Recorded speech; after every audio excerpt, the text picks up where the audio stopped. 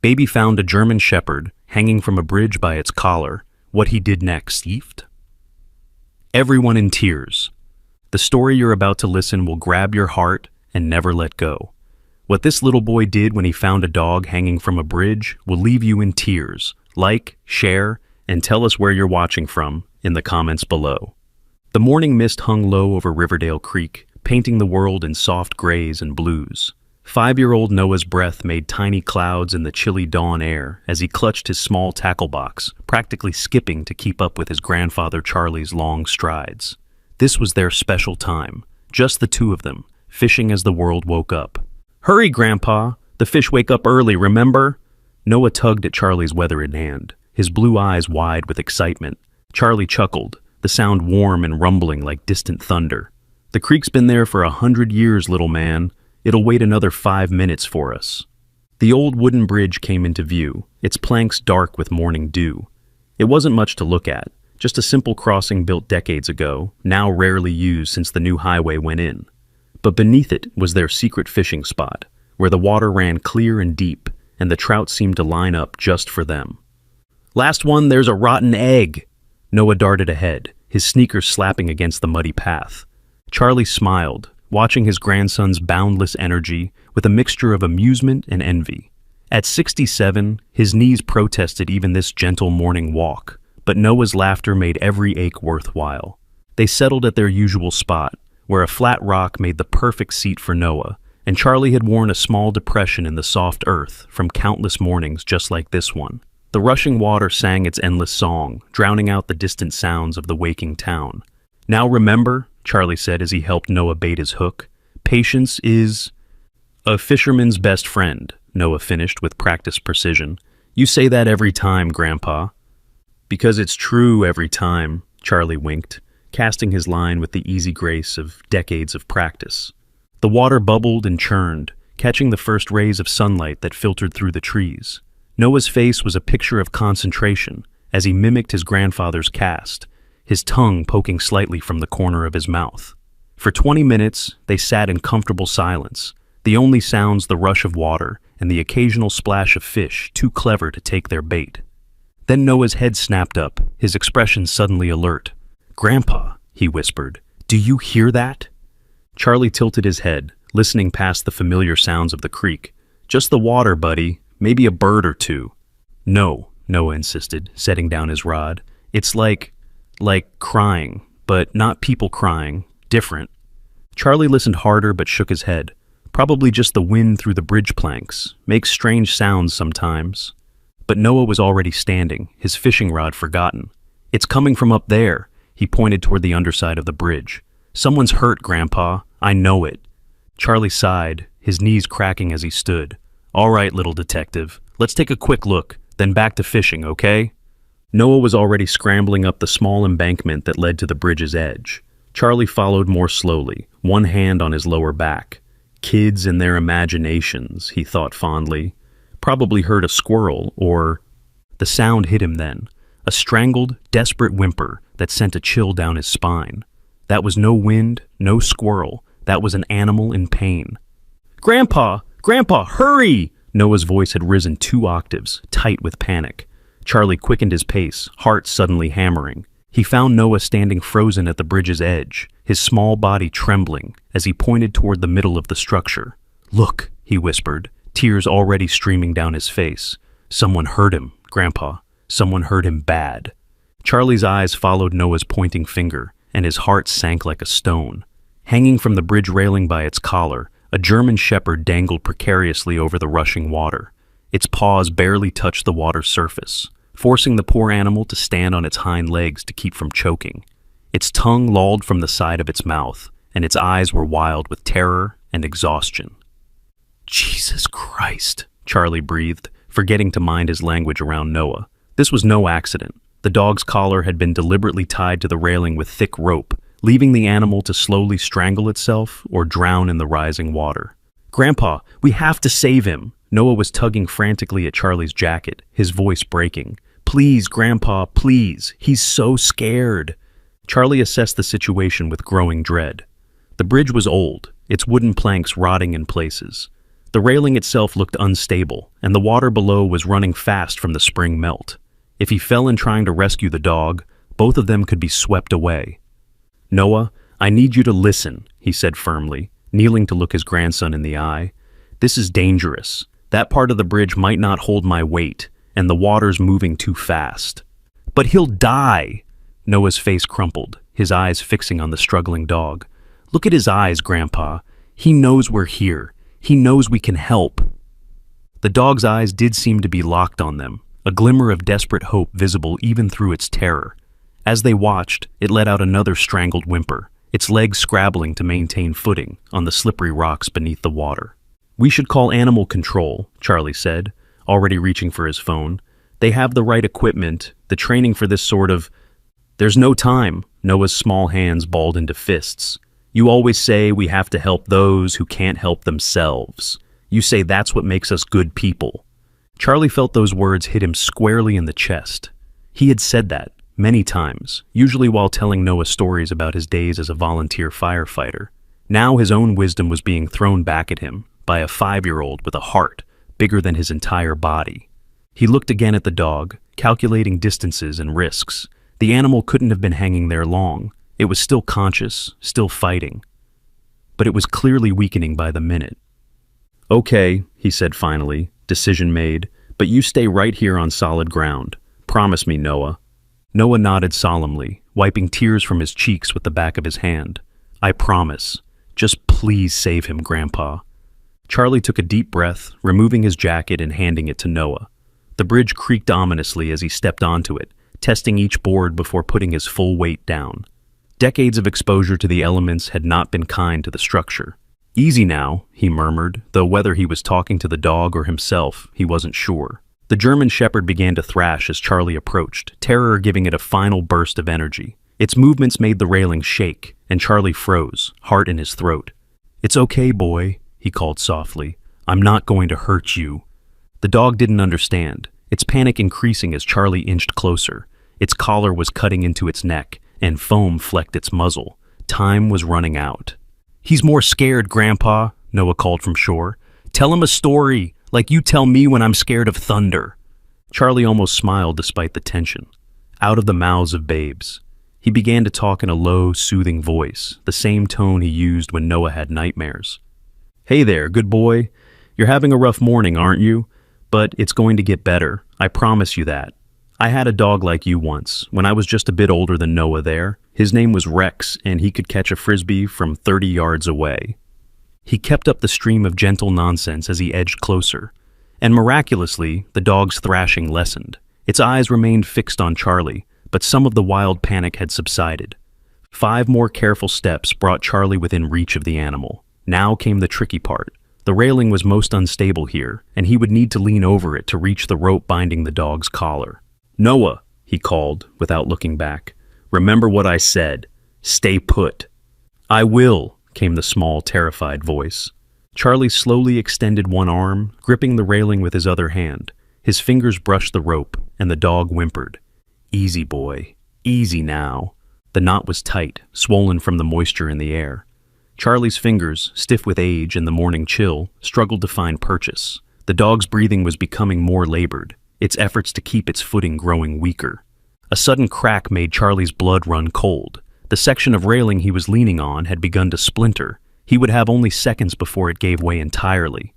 "Charlie!" Noah's terrified voice rang out, using his grandfather's name for the first time ever. In one desperate move, Charlie lunged forward, grabbing the dog's collar with one hand, while his other frantically worked at the knot. The railing groaned beneath him, dropping an inch toward the water. Come on," he muttered through gritted teeth. With a final twist, the knot came free just as the railing gave way with a sickening crack. Charlie fell backward onto the bridge planks, yanking the dog with him by its collar. They landed in a heap on the weathered wood, the railing splashing into the creek below.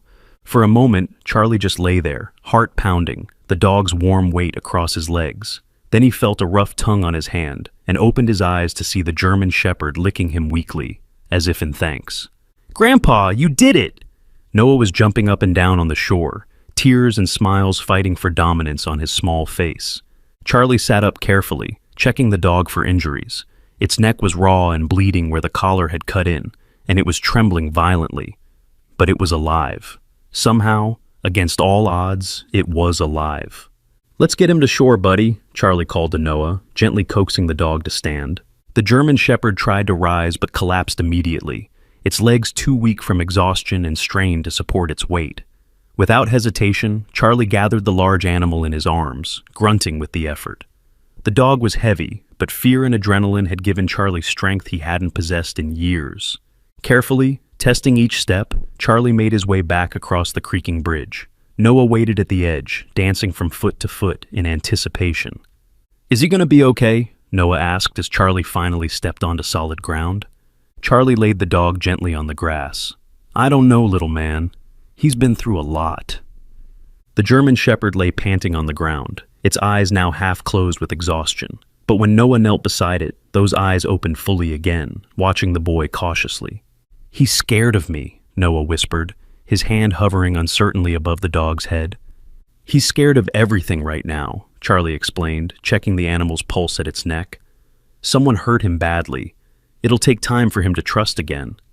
Noah's face scrunched up in anger and confusion.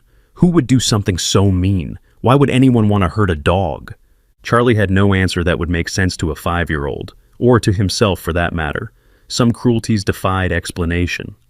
"I don't know, Noah. Some people have darkness in them that we can't understand." Noah was silent for a moment, contemplating this. Then, to Charlie's surprise, the boy began to sing. It was a soft, simple lullaby, one that Charlie recognized instantly. It was the song Noah's mother used to sing to him before she left, walking out of their lives when Noah was barely 3. "Hush now, don't you cry. Stars are watching from the sky. Close your eyes and go to sleep. Dreams are yours to have and keep." The simple melody floated on the morning air, impossibly gentle against the backdrop of rushing water and rustling leaves. And as Noah sang, something remarkable happened. The German Shepherd's trembling began to subside. Its breathing slowed, becoming less ragged, and its eyes, still fixed on Noah, lost some of their wild fear. When Noah reached out again, moving with exquisite slowness, the dog allowed his small hand to rest lightly on its matted fur. The contact seemed to comfort them both, and Noah continued his song, his voice growing more confident. "He likes it, Grandpa," Noah whispered between verses. "He's not so scared anymore." Charlie watched in astonishment as the powerful animal, which could easily have snapped at the boy in its traumatized state, instead leaned slightly into Noah's touch. There was something almost mystical about the connection forming between the terrorized dog and the compassionate child. "We need to get him to a vet," Charlie said, carefully checking the dog's collar. There was no tag, no identification of any kind. "He needs medicine for his neck, and food and water." Noah nodded seriously. "And a warm blanket. And maybe some ice cream. Ice cream always makes me feel better when I'm sad." Despite the gravity of the situation, Charlie couldn't help but smile. "Let's start with water and the vet. We can discuss ice cream later." He took off his flannel shirt, leaving just his undershirt, and carefully wrapped it around the dog. The animal accepted this handling with surprising docility, though it flinched when the fabric touched its wounded neck. "Can you carry my tackle box, Noah? I need both arms for our new friend here."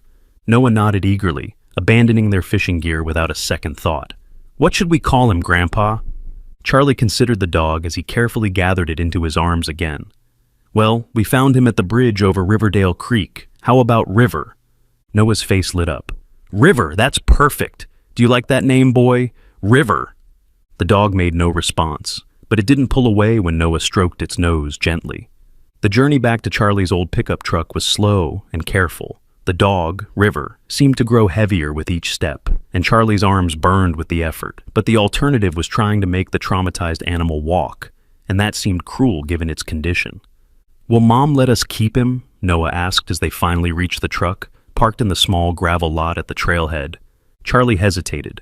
His daughter-in-law, Sarah, worked 2 jobs to make ends meet after her husband, Charlie's son, died in a construction accident 2 years ago. A large dog would be one more mouth to feed, one more responsibility.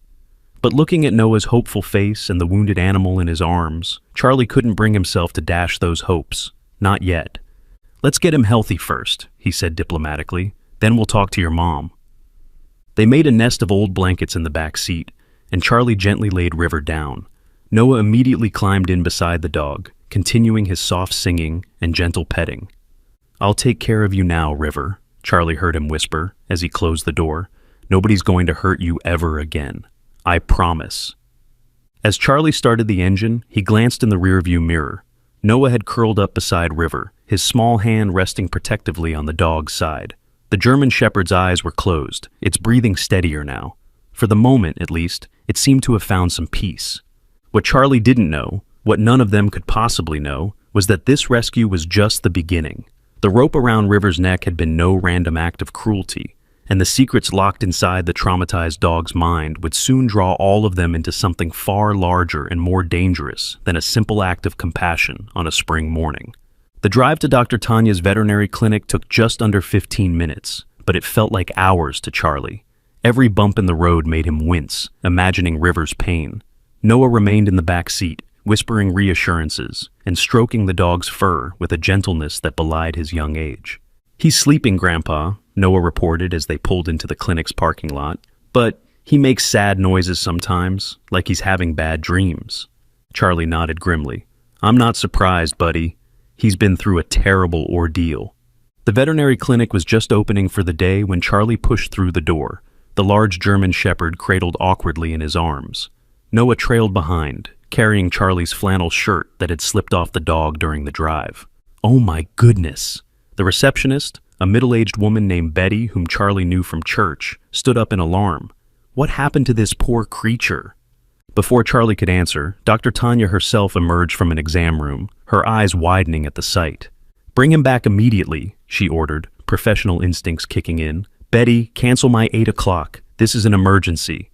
Dr. Tanya was a brisk, efficient woman in her 40s, with streaks of premature gray in her dark hair and the no-nonsense manner of someone who'd seen it all. But even she seemed shocked, as Charlie gently laid River on the exam table and explained where they'd found him. "Deliberate cruelty," she muttered, carefully examining the raw wounds around River's neck. "This wasn't an accident or neglect. Someone wanted this dog to suffer." Noah, who had insisted on coming into the exam room, pressed against Charlie's side. "But why, Dr. Tanya? Why would anyone be so mean?" Dr. Tanya's expression softened as she looked at the boy. "I wish I had an answer for you, Noah. Some people just have darkness in them."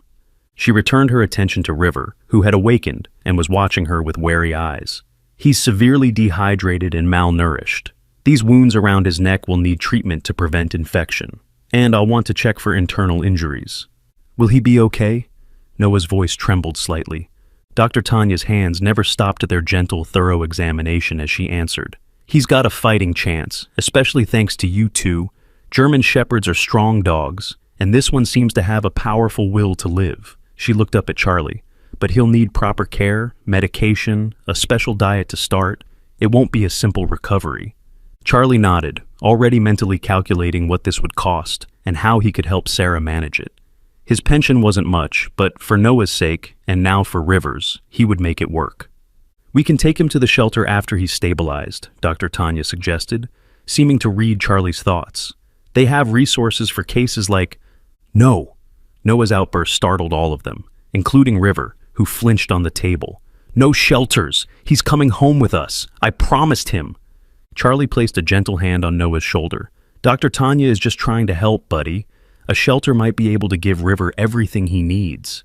"But we can give him everything he needs," Noah insisted, his blue eyes flooding with tears. "We can give him food and medicine and a warm bed. And love. That's what he needs the most. Someone to love him after what those bad people did." Dr. Tanya and Charlie exchanged a look over Noah's head. They both knew what Noah didn't. That taking in a traumatized animal, especially one as large and potentially dangerous as a German Shepherd, was no small undertaking. "Tell you what," Dr. Tanya said, filling a syringe with what Charlie assumed was a mild sedative for River. "Let me treat our patient here, run some tests, and keep him overnight for observation. That will give you time to talk with your mom, Noah, and make a proper plan." Noah looked ready to protest again, but Charlie squeezed his shoulder. "That's fair, Noah. River needs special medical care right now, and your mom deserves to be part of this decision." After a moment's hesitation, Noah nodded reluctantly. "But we'll come back tomorrow, promise?" First thing in the morning, Charlie assured him. As Dr. Tanya administered the sedative, River's eyes found Noah's, and something passed between boy and dog, a wordless communication that Charlie couldn't quite explain. The German Shepherd's tail, which had remained tucked tightly against its body since their rescue, twitched slightly, the barest hint of movement. "He knows," Noah whispered, reaching out to stroke River's head one more time before the sedative took effect. "He knows we're coming back for him." Charlie wished he shared his grandson's certainty. Sarah was a kind woman, but she was also practical to her core. Taking in a large, traumatized dog would be a hard sell, especially given their already stretched finances. As they left River in Dr. Tanya's capable hands, Charlie steeled himself for the conversation ahead. He had always taught Noah that compassion mattered above all else. Now, he would need to walk the talk, and somehow convince Sarah to do the same. The drive home was quieter than usual. Noah sat in the passenger seat, his small face set in an expression of determination that reminded Charlie painfully of his son, Noah's father, who had always worn the same look when facing a challenge. The fishing rods rattled forgotten in the truck bed. Today's catch would not be fish. "Grandpa," Noah finally broke the silence as they turned onto Maple Street. "What if Mom says no?" Charlie sighed, tapping his fingers against the steering wheel. "Then we'll figure something else out, buddy. Maybe one of my friends could take River, and you could visit." Noah shook his head firmly. "River needs us. He looked right at me, Grandpa. He picked us." Such simple certainty. Charlie wished life could always be as clear-cut as it appeared through a child's eyes. Sarah's modest two-bedroom house came into view, its faded blue paint and slightly sagging porch betraying its age. Charlie had offered many times to help fix it up, but Sarah's pride was as strong as her work ethic. She accepted help with Noah, but insisted on managing the house herself. She was hanging laundry in the side yard when they pulled up, her blonde hair tied back in a hasty ponytail, dark circles visible under her eyes even from a distance. Working the night shift at the hospital and mornings at the local diner left little time for rest. "Mom!" Noah burst from the truck before Charlie had fully stopped, racing towards Sarah with the morning's dramatic story already spilling from his lips. "We saved a dog. He was hanging from the bridge and Grandpa was so brave. And the dog's name is River and he needs us, Mom. He really needs us." Sarah's confused gaze moved from her son to Charlie, who was approaching at a more sedate pace. "What's this about a dog?" she asked, the weariness in her voice evident. Charlie explained as concisely as he could, watching Sarah's expression shift from confusion to shock to concern. "So, it's at the vet now?" she clarified when he finished. "Yes. Dr. Tanya is keeping him overnight for observation and treatment." Sarah pinched the bridge of her nose, a gesture Charlie recognized as her attempting to stave off a stress headache. "And Noah wants to bring it here. A large, traumatized German Shepherd with unknown behavior issues into our home." Put like that, even Charlie had to admit it sounded like a questionable idea. "Please, Mom," Noah tugged at Sarah's hand. "River is so sad and scared. He needs a family."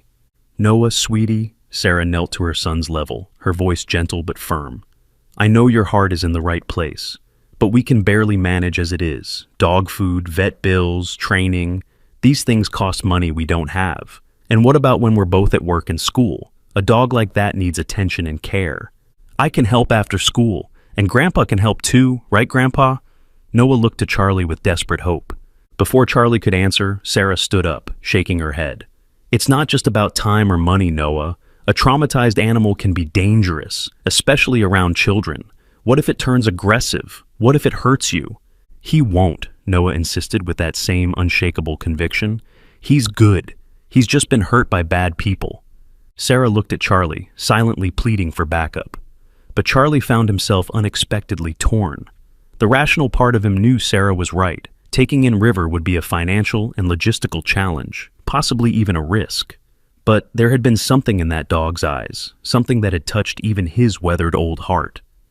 "Maybe we could just foster him until he's recovered," Charlie suggested cautiously. "Give Dr. Tanya time to look for a suitable permanent home." Sarah's shoulders slumped slightly. "Dad, please don't encourage this unless you are prepared to take full responsibility. I'm working 16-hour days just to keep us afloat. I can't add a dog, especially a special needs one, to my plate." The disappointment on Noah's face was crushing. His lower lip trembled, but he was trying so hard to be brave, to argue his case like an adult. "He saved me too, Mom." Sarah blinked. "What do you mean, honey? I thought Grandpa saved the dog." Noah looked down at his sneakers, kicking at a tuft of grass.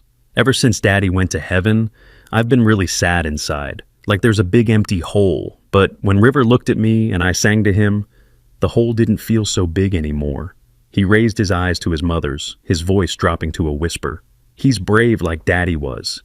Daddy saved that man from the falling rocks, even though it was dangerous. River never gave up, even when he was hurting real bad. I think maybe Daddy sent him to us."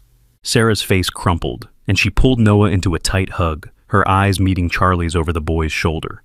In that look, Charlie saw the battle between heart and head, between practicality and the pure, healing love that only comes from unexpected places. "Let me think about it," she finally said, her voice muffled against Noah's hair. "That's not a yes, young man, but it's not a no either." Noah squeezed her tightly, hope radiating from him like sunshine. "Thanks, Mom. You'll see. River is special. I just know it." As Sarah straightened up, wiping quickly at her eyes, Charlie touched her shoulder gently. "I'll help, Sarah. Whatever you decide, you know that." She nodded, managing a tired smile. "I know, Dad. Let me get cleaned up, and we'll talk more over lunch. Noah, go wash your hands. You smell like fish bait and river water." Noah dashed into the house, his spirits visibly lifted. Sarah watched him go, then turned to Charlie with a mixture of exasperation and fondness. "That boy has his father's heart, too big for his own good sometimes." Charlie nodded, feeling the familiar ache that came with any mention of his son. Mike would be proud of him today. What he did for that dog, it was something special. Sarah sighed, gathering the empty laundry basket. "We'll see what Dr. Tanya says tomorrow. If, and that's a big if, this dog isn't aggressive and doesn't need expensive specialized care, maybe we can foster it temporarily." It wasn't a commitment, but it was a start. Charlie followed Sarah into the house, thinking about second chances and the mysterious ways healing sometimes found its way into broken lives. The next morning, Charlie arrived at Sarah's house just after dawn. He'd barely slept, his mind filled with images of the German Shepherd's desperate eyes and Noah's determined face.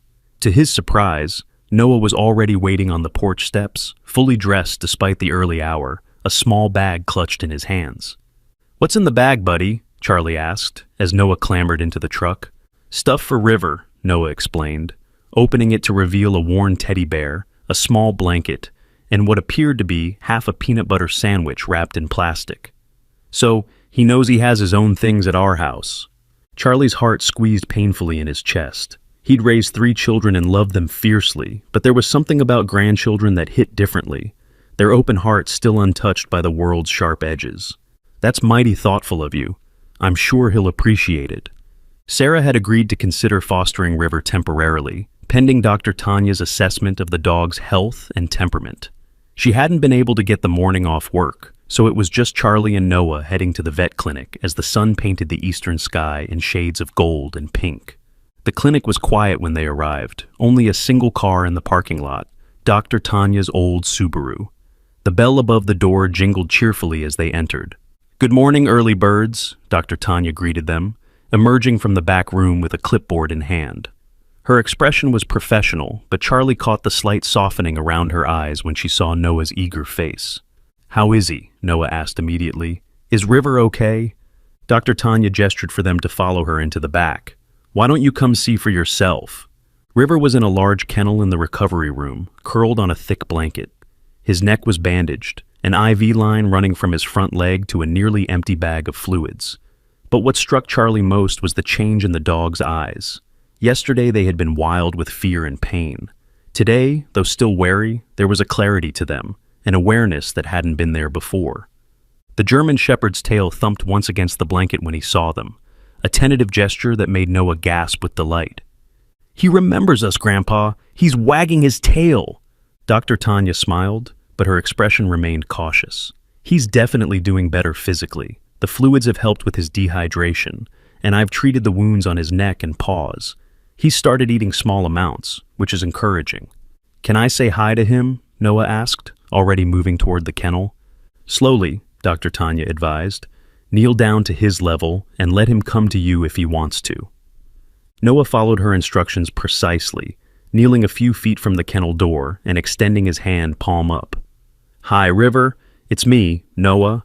I brought you some presents for our house."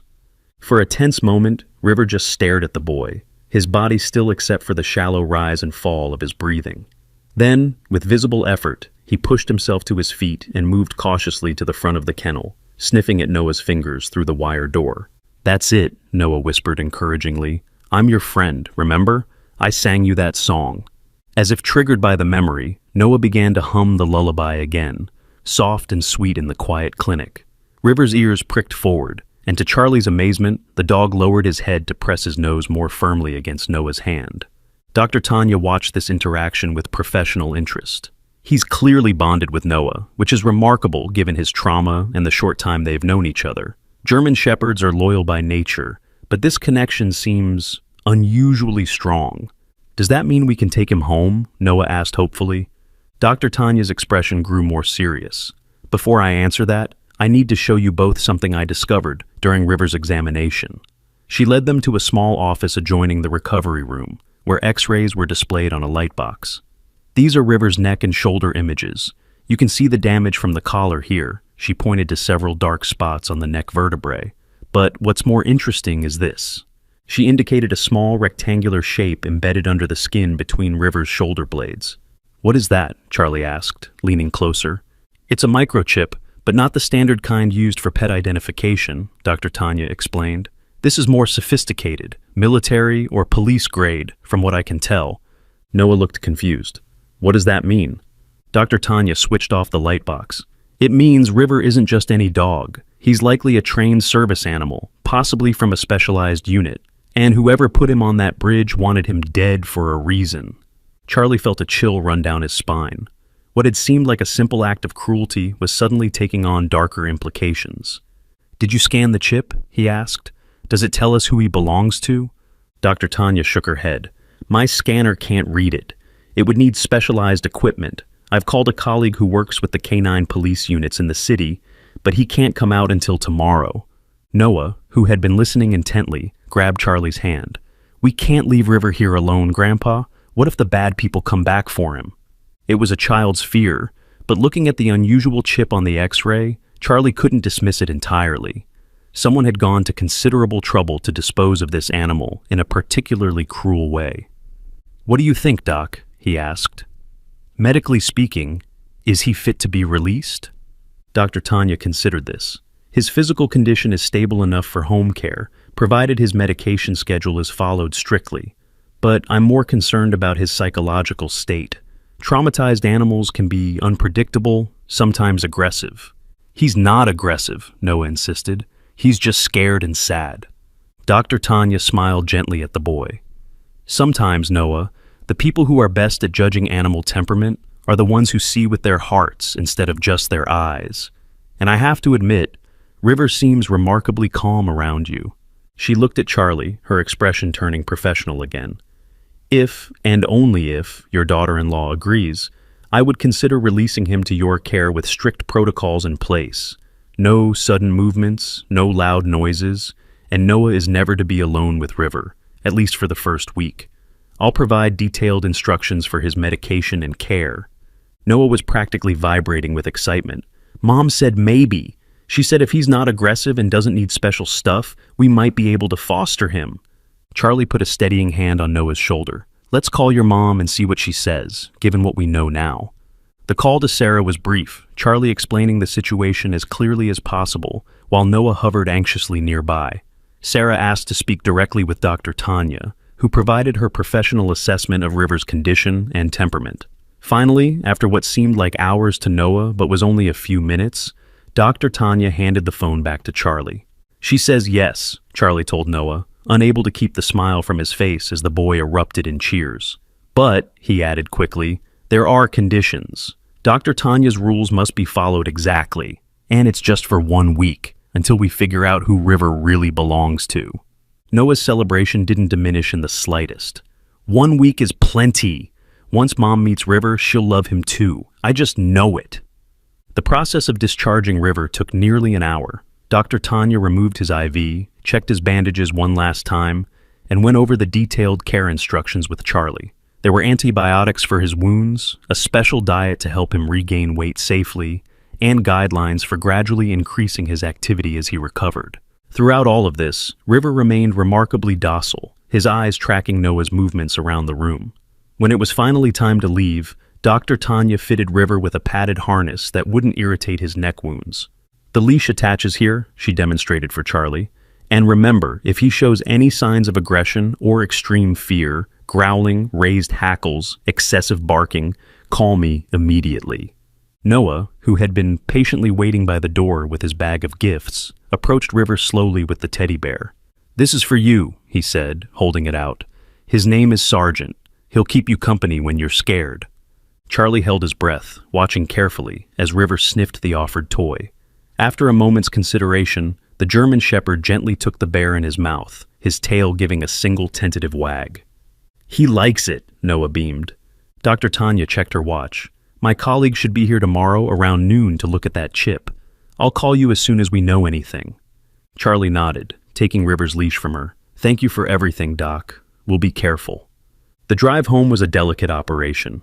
River was still weak, and loading him into the truck took both Charlie and one of the vet techs. Once settled in the back seat, however, the dog seemed content to rest his head on Noah's lap, the teddy bear still clutched gently in his mouth. "See, Grandpa?" Noah whispered, his small hand resting on River's head. "I told you he was good." Charlie couldn't argue with the evidence before his eyes. Despite everything River had endured, the dog showed no signs of aggression, just a deep, understandable wariness and an inexplicable attachment to Noah. Sarah was waiting on the porch when they pulled up, her arms crossed and her expression apprehensive. Her morning shift at the diner had ended early, allowing her to prepare the house for their new temporary resident. "Remember what we agreed?" she called as Noah carefully helped River out of the truck. "1 week. And he stays in the fenced backyard or the mudroom, not in the main house." Noah nodded solemnly, though Charlie suspected the boy was already planning how to change her mind about those restrictions.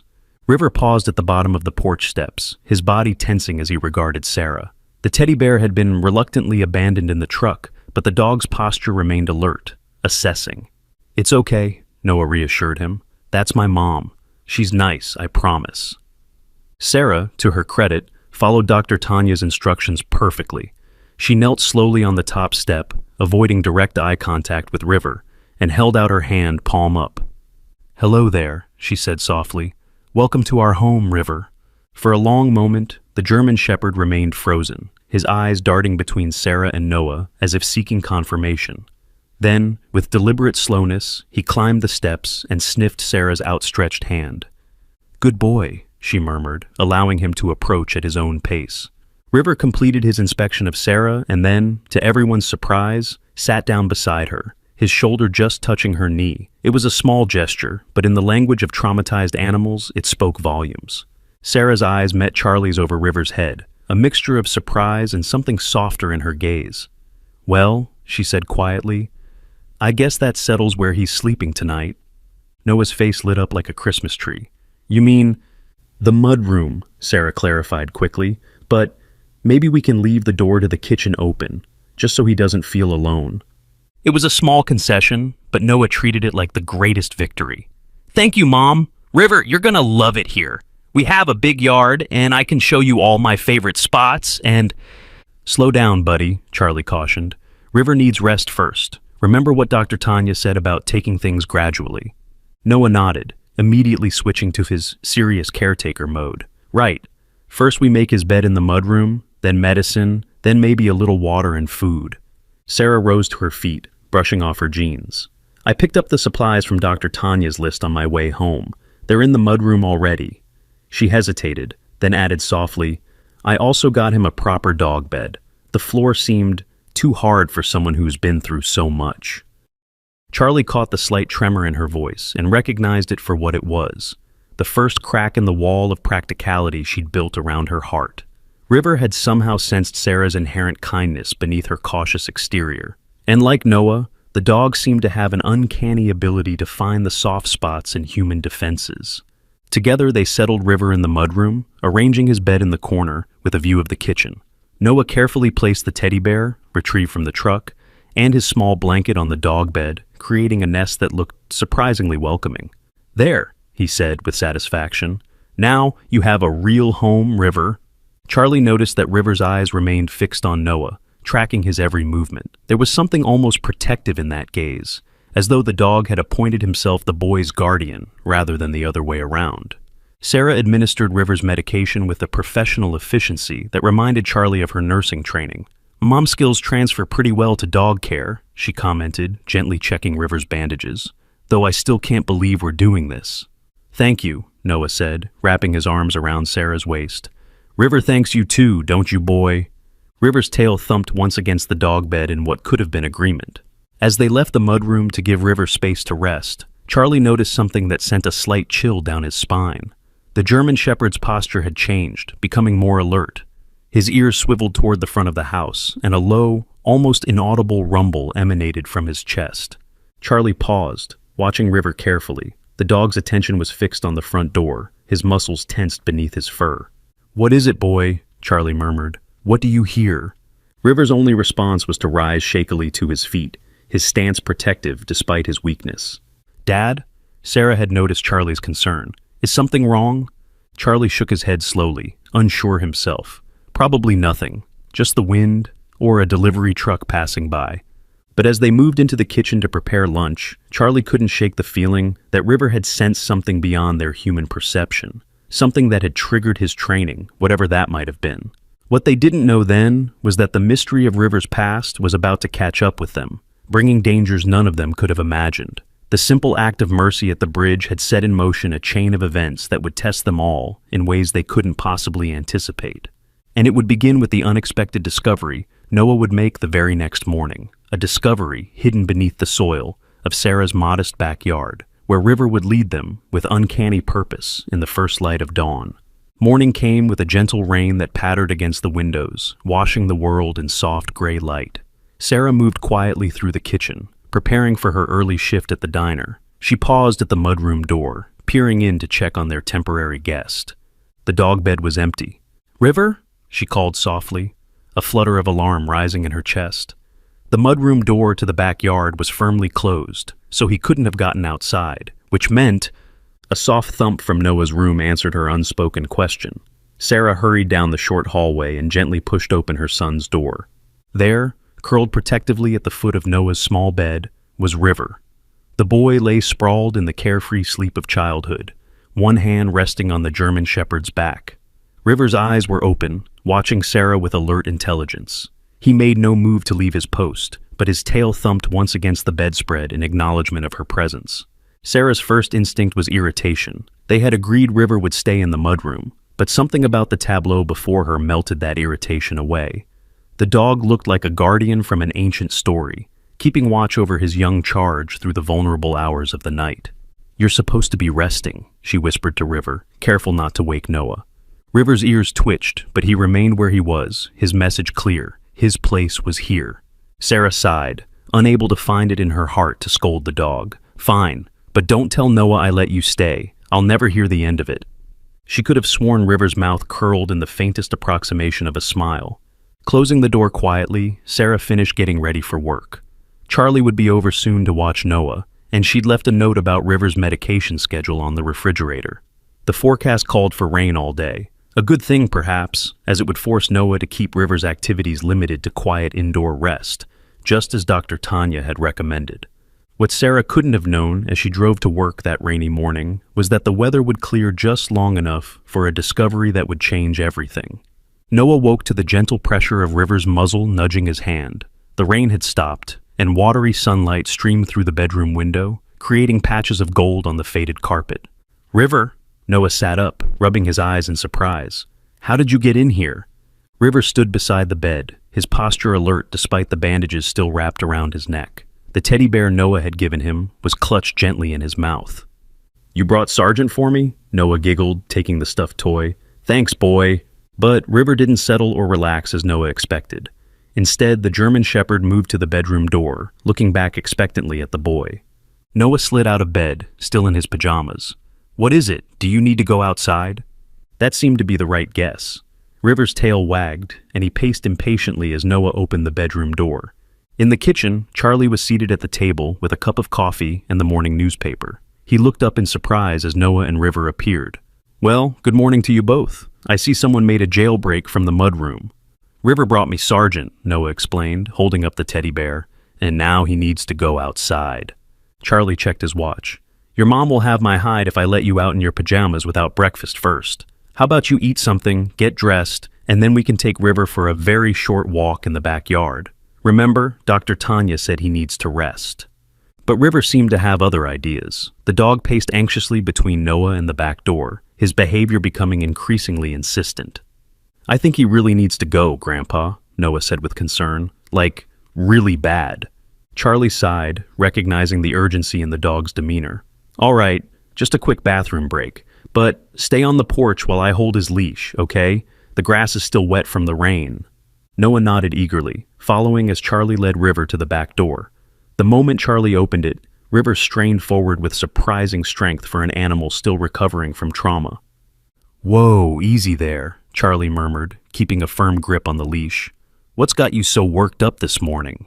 River pulled determinedly toward a specific corner of the modest backyard, an area beneath an old oak tree where Sarah had once attempted to start a vegetable garden. The patch had been abandoned years ago, reclaimed by grass and weeds, but something about it had captured River's complete attention. "Grandpa, I think he wants to show us something," Noah said, his voice dropping to an excited whisper as he stepped off the porch, despite Charlie's instructions. "Noah, stay back," Charlie cautioned, but his own curiosity was piqued by River's strange behavior. When they reached the old garden patch, River began to dig frantically, his front paws sending dirt flying despite his still healing wounds. Hey, take it easy," Charlie tried to pull him back. "You'll tear your stitches." But River was not to be deterred. With single-minded focus, he continued to dig until his paws struck something solid, something that made a hollow, metallic sound when his claws scraped against it. "There's something buried there," Noah exclaimed, dropping to his knees beside River, his pajamas instantly soaked from the damp earth. Charlie's protest died on his lips as Noah joined in the digging, small hands working alongside River's paws. Within minutes, they had uncovered the corner of what appeared to be a metal box. "Grandpa, help us!" Noah pleaded, his eyes wide with excitement. Against his better judgment, Charlie knelt and helped clear away the remaining soil.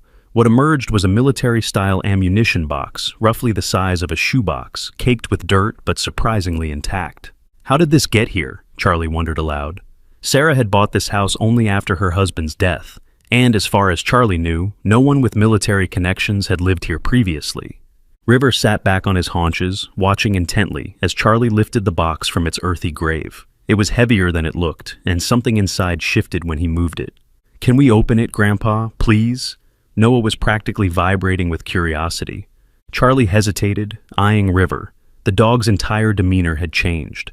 The frantic urgency was gone, replaced by a focused stillness that seemed almost professional, as if he had completed an assigned task. "Let's take it to the porch," Charlie decided, "and clean it up a bit first." Using the garden hose, they rinsed the worst of the mud from the box. The green paint was faded and chipped, but Charlie could make out stenciled lettering on the side. "Property of U.S. Military K9 Unit." "K9?" Noah sounded out the letters. "That means dog, right? Like canine?" "That's right," Charlie confirmed, a strange feeling settling in his stomach. "It's for military working dogs." River watched them intently, his eyes never leaving the box. When Charlie finally tried the latch, he found it unlocked. With a deep breath, he opened the lid. Inside, nestled in a waterproof bag, they found several items: a thick leather collar with military tags attached, a small stack of photographs, and a sealed envelope. "That looks like River's collar," Noah said, pointing to the leather band. Charlie carefully removed it from the bag. The collar was high-quality leather, obviously designed for a working dog, not a pet. The tags jingled as he turned it over, examining the engraving. Echo, Canine Special Operations, Handler, CPT, James Reynolds. Echo? Noah looked at River, whose ears had pricked forward at the sound of the name. "Is that your real name, boy? Echo?" The German Shepherd's tail gave a single, deliberate wag. "Look at these, Grandpa." Noah had pulled out the photographs, his small fingers careful with the dog-eared edges. The images showed a slightly younger, healthier version of River, or Echo, alongside a tall, broad-shouldered man in military fatigues. In one photo, they were posed formally in front of an American flag. In another, they appeared to be training, Echo sailing over an obstacle course hurdle. But it was the third photo that made Charlie's breath catch. It showed Echo's handler, Captain Reynolds presumably, kneeling beside the German Shepherd, both of them dusty and tired-looking, somewhere desert-like, perhaps Afghanistan or Iraq. The man's arm was draped around the dog's shoulders, and they were looking at each other with an unmistakable bond of trust and affection.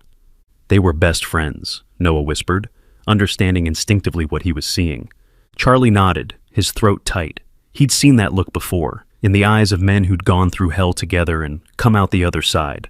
Whatever this Captain Reynolds and Echo had experienced, it had forged a bond as strong as any human friendship. With slightly unsteady hands, Charlie opened the sealed envelope. Inside was a single sheet of military letterhead paper, dated 6 months earlier. "To whom it may concern," Charlie read aloud, "if you are reading this, something has happened to me, and Echo is in your care." Noah pressed against Charlie's side, his eyes wide. Echo, it was getting easier to think of River by his real name now, moved closer too, his ears alert as if he recognized the words. "Echo is more than a military working dog," Charlie continued reading. "He has saved my life multiple times during our deployments and is the finest canine partner any handler could ask for. He is trained in explosives detection, tracking, and protective duties, but he is also my best friend." Charlie had to pause, clearing his throat before he could continue.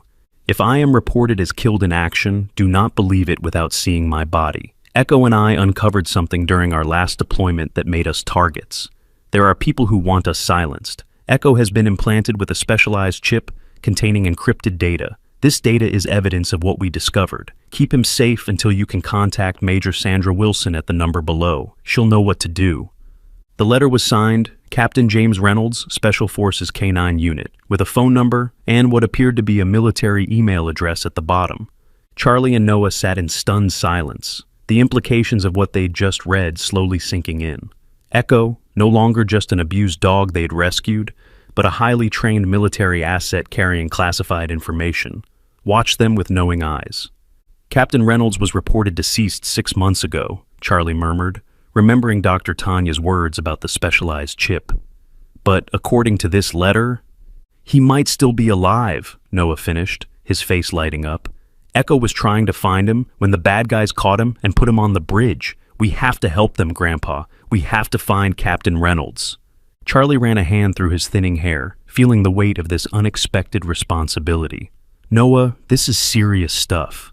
If what this letter says is true, Echo isn't just any dog, and whoever tried to kill him might—" He stopped himself, suddenly aware of Noah's wide, innocent eyes fixed on him. The boy didn't need to hear about the potential dangers now surrounding them. "Might what, Grandpa?" Noah pressed. "Might still be looking for him," Charlie finished, deciding honesty was best, just not the full, frightening truth. "We need to call Dr. Tanya right away and tell her what we found. Her colleague who's coming to check Echo's chip needs to see this too." Noah nodded solemnly, but then his expression brightened. "I knew Echo was special. He's a hero dog, Grandpa, a real hero dog." Echo's tail thumped against the porch boards, at the word hero, almost as if he understood. Charlie carefully replaced the items in the waterproof bag, his mind racing. They were just ordinary people, a retired construction worker, a struggling single mother, and a 5-year-old boy. They weren't equipped to handle military secrets or protect a valuable asset from whoever had tried to kill Echo. And yet, here they were, drawn into something larger than themselves by a simple act of compassion at a bridge. "Can we call Mom and tell her?" Noah asked, petting Echo's head gently. "She won't believe it." "Let's wait until she gets home," Charlie decided. "She's working, and this isn't the kind of news you deliver over the phone." Plus, he needed time to think, to figure out how to protect his family from whatever they'd stumbled into. Noah seemed satisfied with this answer and turned his attention back to Echo. "You're even more amazing than I thought," he told the dog earnestly. "No wonder you're so brave." Echo responded by gently taking the hem of Noah's pajama top in his mouth and tugging him toward the back door, as if suggesting they should go inside. "I think our hero dog wants his breakfast," Charlie said, grateful for the momentary return to normalcy. As they headed back into the house, Charlie couldn't shake the feeling that they were being watched. He scanned the quiet neighborhood, the row of modest houses, the empty streets still slick with rain. Nothing seemed out of place, and yet, Echo paused at the door, looking back over his shoulder with a low, almost inaudible growl. "What is it, boy?" Charlie asked, following the dog's gaze. Echo stared intently at a dark sedan parked 2 houses down. It was too far away for Charlie to see if anyone was inside, but the dog's reaction was enough to send a chill down his spine. "Come on," he said quietly, ushering Noah and Echo inside and locking the door behind them. "Let's get you both fed and then make that call to Dr. Tanya." What Charlie didn't tell Noah was that he would also be making another call to his old friend Frank, who had retired from the county sheriff's department 3 years ago. Because military secrets or not, someone had tried to kill Echo, and Charlie wasn't about to let them get a second chance. Dr. Tanya arrived at Sarah's house just after 10, accompanied by a tall, stern-looking man in a police uniform who introduced himself as Officer Martinez, K-9 Unit Liaison. "I came as soon as I got your call," Dr. Tanya said, her eyes widening at the sight of the military box and its contents spread out on Sarah's kitchen table. "You say River, I mean Echo, led you right to this?" Charlie nodded, keeping his voice low, so Noah, who was in the living room, showing Echo his toy cars, couldn't overhear. Dug it up himself, like he knew exactly where it was, and look at this letter. Officer Martinez read Captain Reynolds' letter carefully, his expression giving nothing away. When he finished, he folded it precisely and returned it to the envelope. "This is unexpected," he said finally. "Captain Reynolds was indeed reported KIA 6 months ago during an operation overseas. His body was never recovered, which isn't unusual in certain combat situations. But this," he tapped the letter, "suggests something else entirely." "Can you check if this Major Wilson is real?" Charlie asked. "The one mentioned in the letter?" Officer Martinez nodded. "I'll make some calls, but first, I'd like to examine the dog's chip. My scanner is more sophisticated than what veterinary clinics typically use." They called Noah and Echo into the kitchen. Echo entered cautiously, his posture alert as he assessed Officer Martinez. "It's okay, Echo," Noah reassured him, one small hand resting on the dog's shoulder. "They're here to help us find Captain Reynolds." At the sound of his handler's name, Echo's ears pricked forward. "He knows that name," Officer Martinez observed, kneeling slowly to Echo's level. "Echo, come." The command, delivered in a firm, authoritative tone, triggered an immediate response. Echo moved forward and sat directly in front of Martinez, his posture shifting to perfect military attention despite his injuries. "Good boy," Martinez said, his voice softening slightly. He reached into his pocket and removed a handheld scanner, similar to the ones used in veterinary clinics, but clearly more advanced. "This won't hurt, but I need you to hold very still." Echo remained motionless as Martinez ran the scanner over the area between his shoulder blades. After a moment, the device emitted a series of beeps. "Got it," Martinez murmured, studying the small screen. "It's encrypted, as Captain Reynolds said. Military-grade security. I can't access the data without proper authorization." "But you can confirm it's a military chip?" Dr. Tanya asked. Martinez nodded. "Absolutely. This is genuine Special Operations K-9 technology, not something you'd find on a regular service dog." "So, what happens now?" Charlie asked. "Do we just hand Echo over to the military? There are people after him, according to that letter. Dangerous people." Martinez's expression darkened. "Normally, I'd say yes. He should be transferred to a secure military facility immediately. But if what Captain Reynolds wrote is true, and there are corrupt elements involved, we need to be careful about who we contact." "What about Major Wilson?" Dr. Tanya suggested. "The letter specifically names her as someone to trust." "I'll need to verify her position and current status first," Martinez said. "In the meantime," a sharp bark from Echo interrupted him. The German Shepherd was facing the living room window, his body rigid, hackles raised. Charlie moved quickly to the window, carefully peering through a gap in the curtains. The dark sedan he'd noticed earlier was now parked directly across the street, and this time, he could clearly see someone sitting in the driver's seat, watching the house. "We have company," he said quietly, turning back to the room. "Someone's been watching the house since this morning." Martinez's hand moved instinctively to his service weapon. "Describe the vehicle." As Charlie gave the details, Echo moved to Noah's side, positioning himself between the boy and the window. The dog's protective instinct was unmistakable. "I need to report this," Martinez said, pulling out his radio, "and request backup." "Wait," Charlie stopped him. "If there are corrupt officials involved, how do we know who to trust? Your radio call could alert the wrong people." Martinez hesitated, clearly torn between protocol and the unusual circumstances. "You have a point," he conceded finally. "Let me make a direct call to my captain. I've known him for 15 years. He's solid." While Martinez stepped into the kitchen to make his call, Charlie knelt beside Noah and Echo. "Are the bad people here, Grandpa?" Noah asked, his voice small but remarkably steady. Charlie considered lying to protect the boy from fear, but Noah's clear eyes demanded honesty. "I don't know for sure, buddy, but Officer Martinez is going to make sure we're all safe." "Echo will protect us," Noah said with absolute confidence, his arm draped over the German Shepherd's back. "That's his job, right?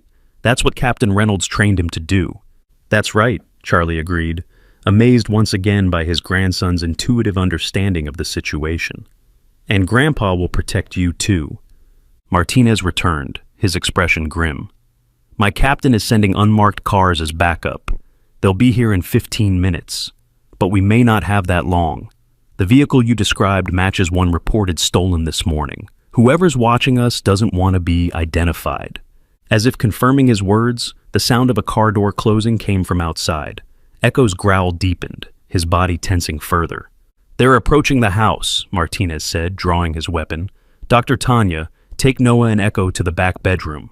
Charlie, is there a weapon in the house?" Charlie nodded. "Sarah keeps a shotgun in the hall closet, her late husband's." "Get it," Martinez ordered, "and call your daughter-in-law. Tell her not to come home until we give the all clear." Dr. Tanya gathered Noah quickly. "Come on, sweetheart. We're going to play a quiet game in your mom's room, okay?" "I'm not leaving Echo," Noah insisted, his fingers tightening in the dog's fur. "Echo is coming too," Dr. Tanya assured him. "He's going to help protect us." Noah looked to his grandfather for confirmation. Charlie nodded encouragingly, though his heart was hammering in his chest. "Go with Dr. Tanya, Noah. I'll be right behind you." As they disappeared down the hallway, Charlie retrieved the shotgun from the closet, checking that it was loaded. It had been years since he'd fired a weapon, but some skills never disappeared entirely. Martinez positioned himself by the front door, peering cautiously through the peephole. Male subject approaching the porch, Caucasian, mid-30s, wearing a dark jacket. He's alone, but there could be others in the vehicle. Charlie took up position in the hallway, where he had a clear view of the front door, but was partially concealed by the wall. His hands were steady on the shotgun, decades of construction work having strengthened his grip despite his age. The doorbell rang, its cheerful chime incongruous with the tension filling the house. "Police," Martinez called through the door. "State your business." A moment of silence, then a voice, smooth, almost friendly, responded. "Sorry to bother you. I'm looking for my dog. Someone reported seeing him in this area. German Shepherd. Answers to Max." Echo, from the back bedroom, let out a low, rumbling growl that carried through the house. Martinez glanced at Charlie, his expression saying what words didn't need to. The man was lying. "No dogs here, sir," Martinez replied, "but I'd be happy to take your information in case we spot him." "Actually, I'd rather come in and see for myself," the voice had hardened, losing its friendly facade. "I know he's in there. The dog belongs to me, and I want him back. Now." "Sir, I'm a police officer, and I'm asking you to step away from the door." A chilling laugh was the only response. Then, without warning, the front window exploded inward, glass shattering across the living room floor as a small object thudded onto the carpet. "Smoke grenade!" Martinez shouted, lunging toward it. But before he could reach it, the device began spewing dense, choking smoke. Within seconds, the front of the house was filled with a thick gray cloud. Charlie heard Martinez coughing, trying to make his way back toward the hallway. "Get to Noah," the officer managed between gasps. Charlie didn't hesitate. He turned and ran toward the back bedroom, the shotgun clutched in his hands. Behind him, he heard the front door crash open, followed by heavy footsteps entering the house. "Find the dog," a voice ordered through the smoke, "and eliminate anyone who gets in the way." Charlie's blood ran cold. These weren't just criminals. They were professional, organized, and clearly prepared to kill. He reached the bedroom door just as Dr. Tanya was barricading it with a dresser. Noah sat on the bed, his eyes wide with fear but remarkably tearless. Echo stood at attention beside him, every muscle tensed for action. "They're inside," Charlie said in a harsh whisper. "We need to get out. Now." Dr. Tanya nodded, already moving toward the window. "It opens onto the backyard. If we can make it to my car—" A burst of gunfire from the front of the house cut her off. They heard a grunt of pain, followed by Martinez's voice shouting something unintelligible. "Officer Martinez is hit," Charlie realized with horror. "They're shooting." Noah made a small sound of distress, and Echo immediately pressed against him, offering silent comfort. "The window," Dr. Tanya insisted, already working the latch. "It's our only chance." Charlie moved to help her, but before they could open it, a new sound froze them in place. Footsteps in the hallway, approaching the bedroom door. "Check every room," a voice commanded from just outside. "The chip is in the dog. Once we have it, burn the place down. No witnesses." Noah looked at his grandfather, fear finally breaking through his brave facade. "Grandpa," he whispered, tears welling in his eyes. Something inside Charlie hardened to steel. Not his grandson, not today, not ever. He raised the shotgun just as the bedroom door handle began to turn. But before Charlie could fire, Echo moved with explosive speed. In a blur of focused aggression, completely unlike his previous gentle demeanor, the German Shepherd launched himself at the partially barricaded door, his powerful body slamming against it with such force that the dresser skidded backward. The door burst open, revealing a startled man in tactical gear, a pistol raised. Before he could fire, Echo was on him, jaws clamping around the gunman's arm with military-trained precision. The man screamed, his weapon clattering to the floor as Echo drove him backward into the hall. "Go!" Charlie shouted to Dr. Tanya and Noah. "Out the window, now!"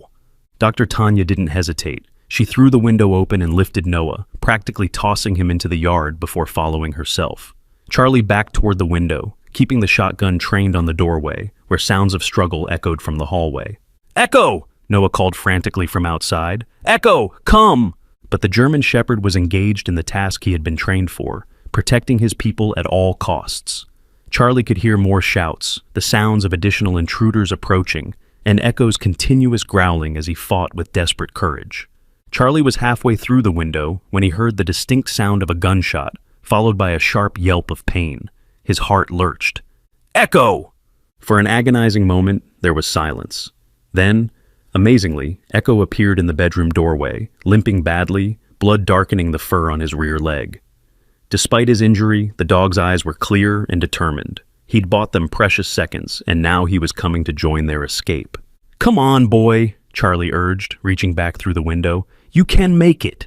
With a tremendous effort, Echo crossed the room and leapt through the window, landing awkwardly in the yard beside Noah. The boy immediately wrapped his arms around the dog's neck, tears streaming down his face.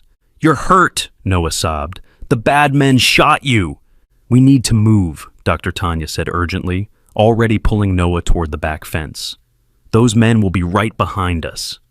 Charlie climbed fully through the window, landing with less grace than Echo had.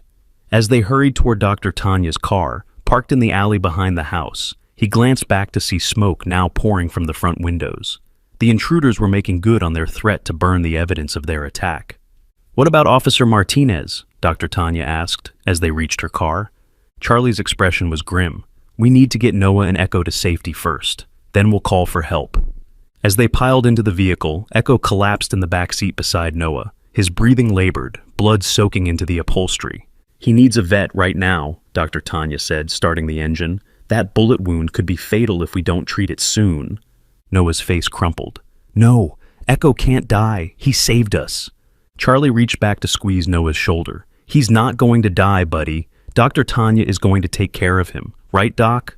Dr. Tanya nodded, her eyes meeting Charlie's in the rearview mirror. "Right, but we need a safe place to do it. We can't go back to my clinic. That's the first place they'll look." As they pulled away from the burning house, sirens wailing in the distance, Charlie made a quick decision. "I know somewhere, an old hunting cabin that belonged to my father. It's about an hour from here, deep in the woods. Nobody knows about it except family." "What about Mom?" Noah asked, his voice trembling as he gently stroked Echo's head. "The bad men might try to hurt her too." Charlie was already dialing Sarah's number. "I'm calling her now, Noah. We'll warn her. She'll be okay." But as the phone rang without answer, Charlie felt a cold knot of dread forming in his stomach. Sarah always answered her phone, especially when Charlie called during her work hours, knowing he would only interrupt if it was important. "No answer," he said quietly to Dr. Tanya. The veterinarian's knuckles whitened on the steering wheel. "Try the diner directly." Charlie dialed the number, which he knew by heart from years of meeting Sarah for lunch. This time, someone answered, Betty, the diner's longtime manager. "Riverdale Diner, how can I help you?" "Betty, it's Charlie, Sarah's father-in-law. I need to speak with her urgently." There was a pause. Then Betty's voice returned, hushed with concern. "Charlie, Sarah left almost an hour ago. 2 men came in, said there was an emergency at home. They had badges, said they were police." The bottom dropped out of Charlie's world. "What kind of badges, Betty? Did you see what agency?" I didn't look that closely. They seemed official. Sarah was worried. She left right away with them. Is everything okay?" Charlie struggled to keep his voice steady. "Everything's fine, Betty. Just a misunderstanding. Thanks." He hung up, his hand shaking slightly as he lowered the phone. "What is it?" Dr. Tanya asked, though her expression suggested she already knew. Charlie turned in his seat, making sure Noah was focused on Echo and not listening too closely. "They have Sarah," he said in a low voice. "They took her from the diner, using fake police credentials." Dr. Tanya's face paled. "Oh my God, what do they want with her?" "Leverage," Charlie replied grimly. "They know we have Echo. Now they have something we want too."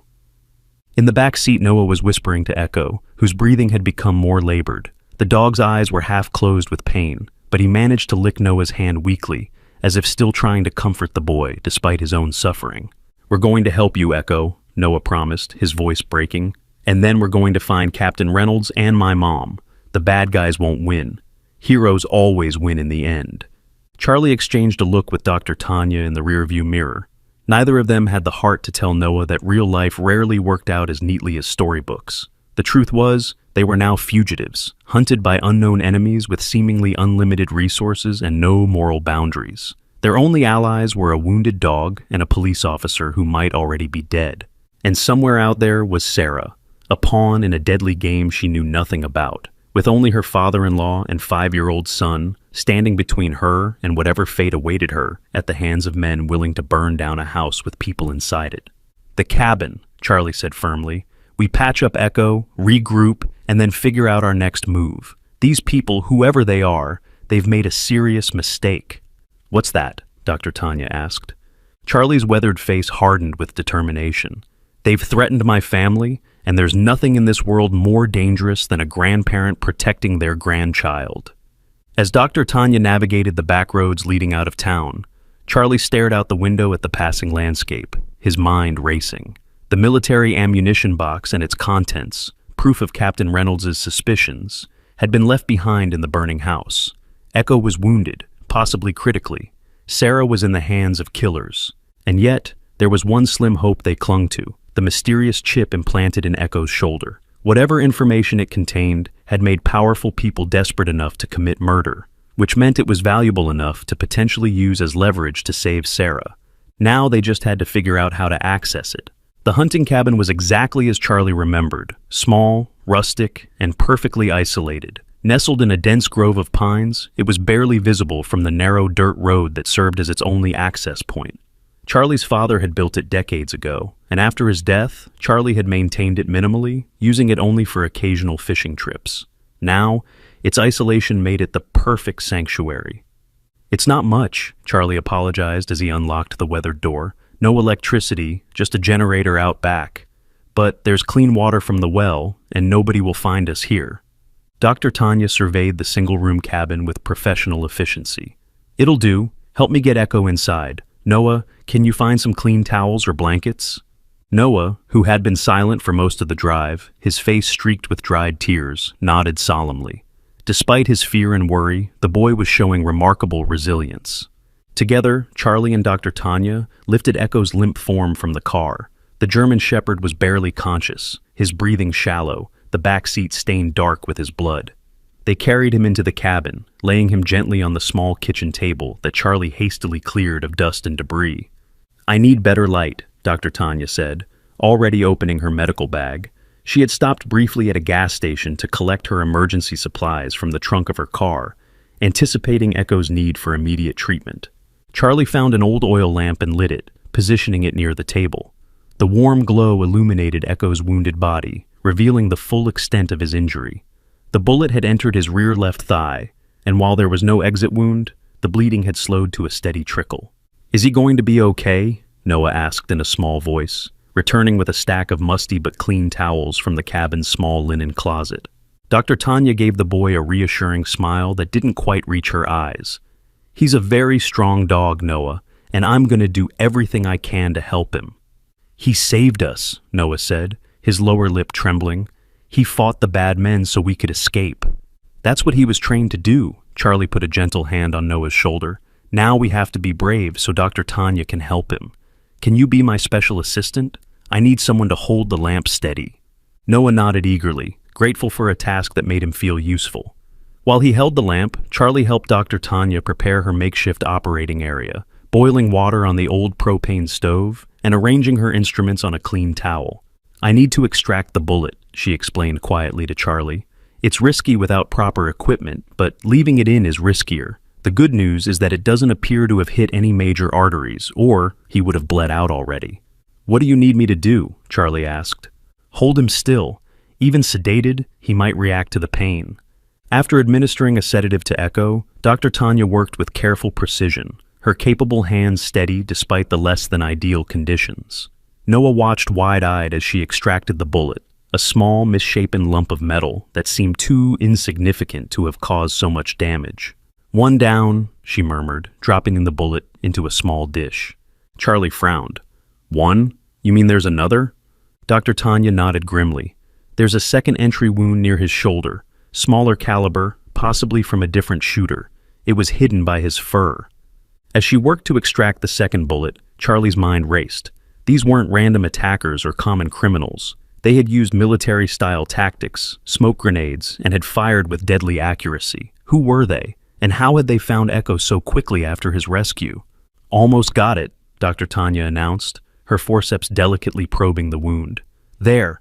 The second bullet joined the first in the dish. Dr. Tanya cleaned both wounds thoroughly, administered antibiotics, and bandaged Echo with practiced efficiency.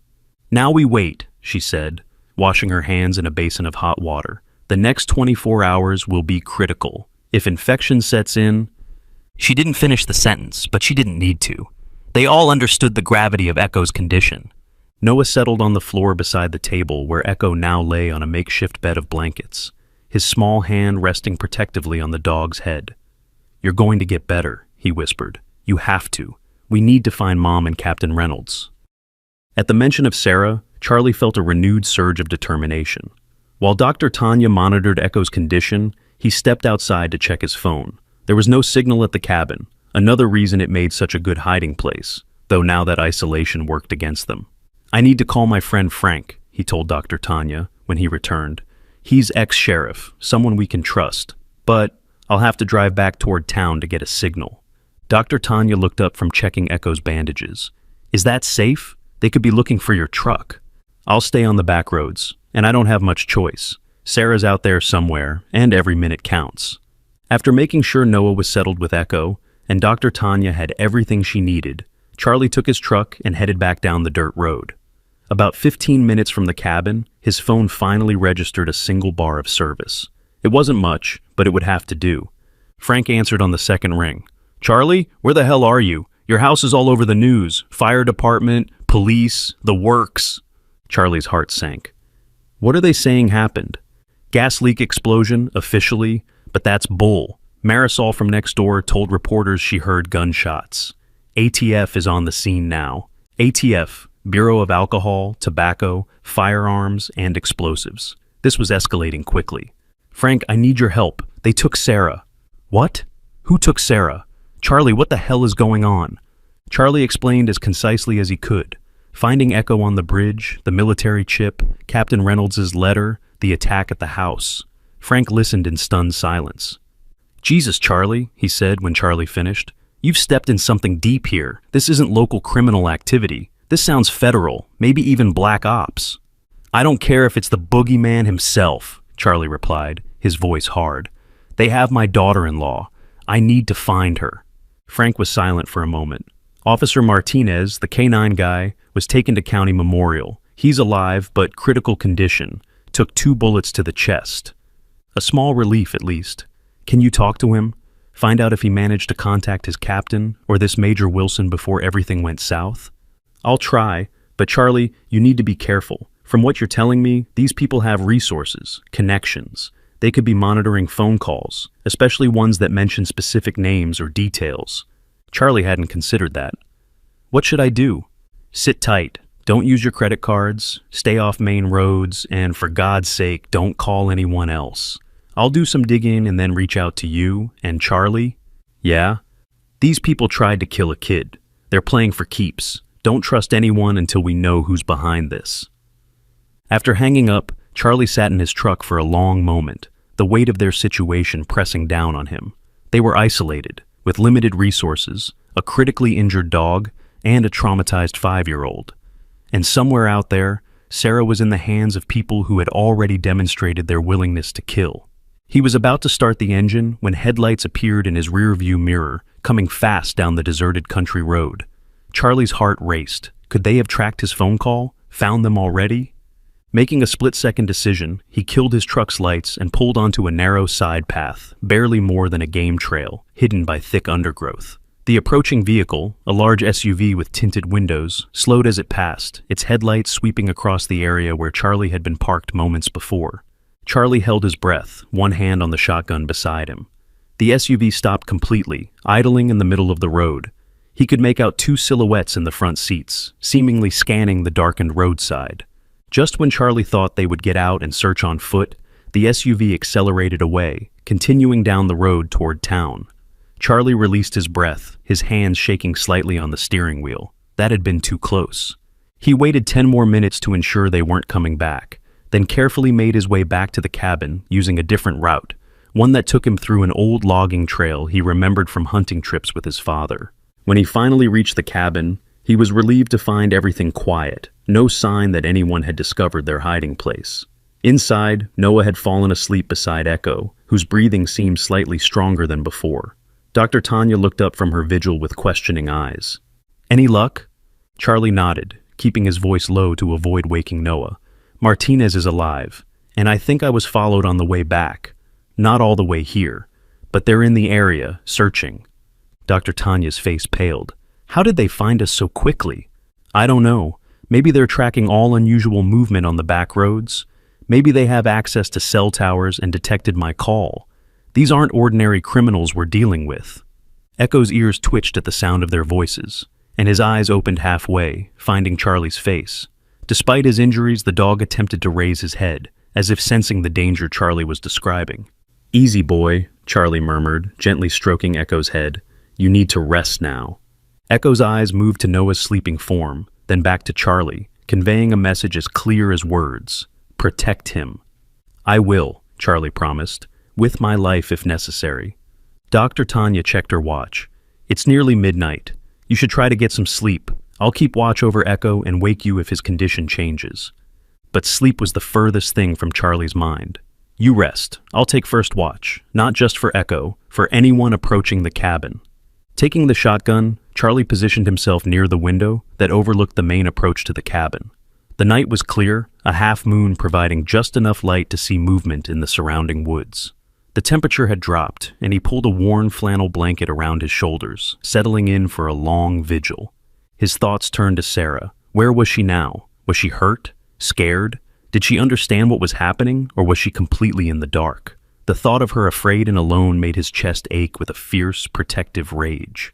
Since his son's death, Sarah and Noah had been his whole world. He would move heaven and earth to bring her home safely. Hours passed, the night silent except for the occasional hoot of an owl or rustle of wind through the pines. Around 3 a.m, a soft whimpering from Echo drew Charlie's attention. The dog was stirring restlessly, his legs twitching as if running in a dream. Dr. Tanya, who had eventually dozed off in a chair, immediately awoke and moved to check on him. "Fever," she murmured, placing a hand on Echo's forehead. "I was afraid of this. The antibiotics aren't strong enough to prevent infection completely." She rummaged in her bag, producing more medication. "This is the strongest antibiotic I have. If this doesn't work..." She didn't finish the thought. Noah, still asleep, stirred slightly at their voices but didn't wake. The stress and trauma of the day had exhausted him completely. "Will he make it?" Charlie asked quietly, nodding toward Echo. Dr. Tanya's expression was grave. "He's lost a lot of blood, and now infection is setting in. In a proper veterinary hospital, with IV antibiotics and supportive care, his chances would be good. Here." She shook her head. "He's fighting hard, but I'm worried, Charlie." Echo's eyes opened at the sound of his name, cloudy with pain but still alert. He looked at Dr. Tanya, then at Charlie, and finally at Noah. There was an intelligence in that gaze that transcended ordinary animal awareness. "He understands," Charlie said softly. "He knows exactly what's happening and how much danger we're in." Dr. Tanya nodded. "Military working dogs, especially those in special operations units, are trained to levels most people can't comprehend. They're not just animals, they're soldiers. And Echo is clearly exceptional, even by those standards." As if confirming her assessment, Echo struggled to rise, managing to lift his head despite obvious pain. "No, Echo," Dr. Tanya gently restrained him. "You need to rest." But Echo was insistent, his gaze fixed on the cabin door. A low growl rumbled in his chest. Charlie immediately tensed, raising the shotgun and moving silently to the window. For a long moment, he saw nothing but the moonlit clearing surrounding the cabin. Then, a flicker of movement caught his eye, a shadow detaching itself from the tree line, moving with deliberate stealth toward the cabin. "Someone's out there," he whispered to Dr. Tanya. "Get Noah into the back room. Now!" Without a word, Dr. Tanya gathered the still sleeping Noah into her arms and carried him to the cabin's small rear bedroom, closing the door quietly behind them. Charlie positioned himself beside the front window, shotgun ready. The figure outside had paused at the edge of the clearing, as if assessing the cabin. In the dim moonlight, Charlie could make out little beyond a dark silhouette, tall, broad-shouldered, moving with military precision. Behind him, Echo had somehow managed to stand despite his injuries, his bandaged body trembling with the effort. The dog moved unsteadily to Charlie's side, his head low but alert, a guardian unwilling to abandon his post regardless of personal cost. "You shouldn't be up," Charlie murmured, but there was admiration in his voice. Echo's loyalty and courage were beyond anything he had ever witnessed. Outside, the figure began moving again, approaching the cabin directly now. Charlie raised the shotgun, his finger tensing on the trigger. He was no marksman, but at this range, it wouldn't matter. The figure was close enough now that Charlie could make out more details. A man in dark tactical clothing, no visible weapons, moving with the confidence of someone who knew exactly what they were doing. Unlike the men who had attacked the house, this individual was alone, which struck Charlie as odd. Beside him, Echo's behavior suddenly changed. Instead of growling, the dog's tail gave a single, tentative wag. His ears, which had been flattened against his head, pricked forward with interest. "What is it, boy?" Charlie whispered. "Do you know him?" The figure reached the edge of the porch, mounting the steps with deliberate slowness. He paused at the door, and for a heart-stopping moment, Charlie thought he would kick it in. Instead, there was a soft, distinct pattern of knocks, 3 quick, 2 slow. Echo's reaction was immediate and astonishing. Despite his grievous injuries, the dog barked once, a sharp sound of recognition. "Charlie?" Dr. Tanya called anxiously from the back room. "What's happening?" Before Charlie could respond, a voice came from outside the door, low, controlled, with the unmistakable cadence of military command. "Echo, status report, code Whiskey Tango 6. Echo barked twice, a specific response to the command. It was obvious to Charlie that this was some sort of recognition protocol, one that Echo clearly acknowledged. "My name is Captain James Reynolds, U.S. Army Special Forces," the voice continued. "I believe you have my dog, and I believe we're both being hunted by the same people." Charlie exchanged a stunned look with Dr. Tanya, who had appeared in the bedroom doorway. Captain Reynolds, Echo's handler, the man who was supposed to be dead, was standing on their doorstep. "How do I know it's really you?" Charlie called, keeping the shotgun trained on the door. "How do I know this isn't a trap?" "Echo knows me," the voice replied calmly, "but I understand your caution. In the ammunition box you found buried in your yard, there's a photograph of Echo and me in Afghanistan. I'm wearing a red bandana around my neck. There's a scar visible above my left eyebrow from an IED fragment. Check the photo if you have it." Charlie's heart sank. The box was left behind in the house. We had to flee. There was a pause, then, Echo has a small white patch of fur on his chest in the shape of a crescent moon. It's often not visible in photographs because of how his tactical vest sits. Only someone who has personally cared for him would know it's there. Charlie looked at Echo, who was staring intently at the door, his entire body vibrating with what could only be described as hope. Carefully, Charlie parted the fur on Echo's chest. There, just as described, was a small white crescent. "Let me see him, please," the voice said, and for the first time, Charlie detected a note of emotion breaking through the professional demeanor. "I've been searching for him for weeks." Charlie made his decision. Keeping the shotgun ready but lowered, he approached the door and carefully opened it. The man standing on the porch matched the photographs they had seen. Tall, powerfully built, with short-cropped dark hair and the mentioned scar above his left eyebrow. He wore civilian clothes, dark and nondescript, but his bearing was unmistakably military. His eyes, however, were fixed not on Charlie but on Echo, who stood trembling in the middle of the cabin floor. "Echo," he breathed, and the single word contained a world of emotion. Echo's response was immediate and heartbreaking, with a high-pitched whine that seemed to contain all the pain and relief and loyalty of his faithful heart. The German Shepherd lurched forward, his injured body giving out halfway to the door. He collapsed on the cabin floor, still whining, still trying desperately to reach his handler. Captain Reynolds moved past Charlie as if he wasn't there, dropping to his knees beside Echo. His hands gently cradled the dog's head, examining the bandages, his face a mask of controlled anguish. "What did they do to you, boy?" he murmured. Echo's tail thumped weakly against the floor, his eyes never leaving Reynolds' face. The reunion was so nakedly emotional that Charlie had to look away, feeling like an intruder on a deeply personal moment. Dr. Tanya approached cautiously. "Captain Reynolds, I'm Dr. Tanya Reeves. I've been treating Echo's injuries. He was shot twice during an attack on our home." Reynolds looked up, his expression shifting back to professional assessment.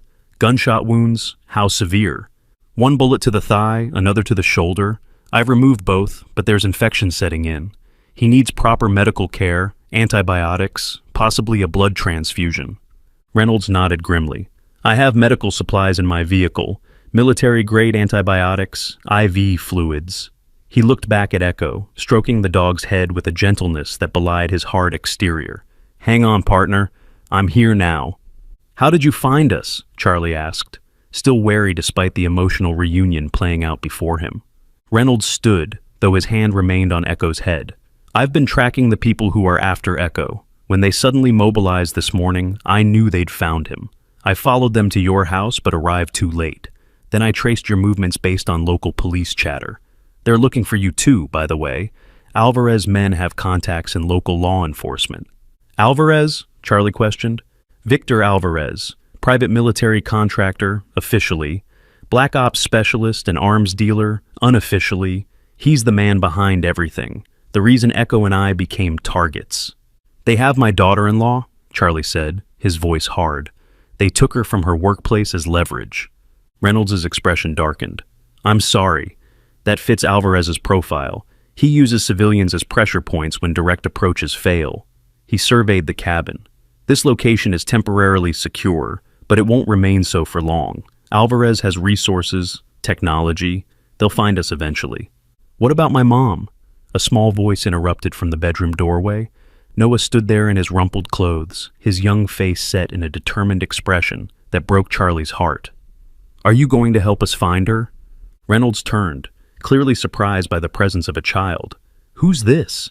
"My grandson Noah," Charlie explained. "He's the one who insisted we rescue Echo from the bridge." Understanding dawned in Reynolds' eyes. He knelt to Noah's level, his demeanor softening.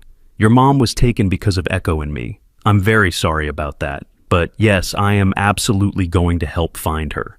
That's a promise. Soldier to soldier." Noah studied him seriously. "Echo is your dog. He missed you a lot."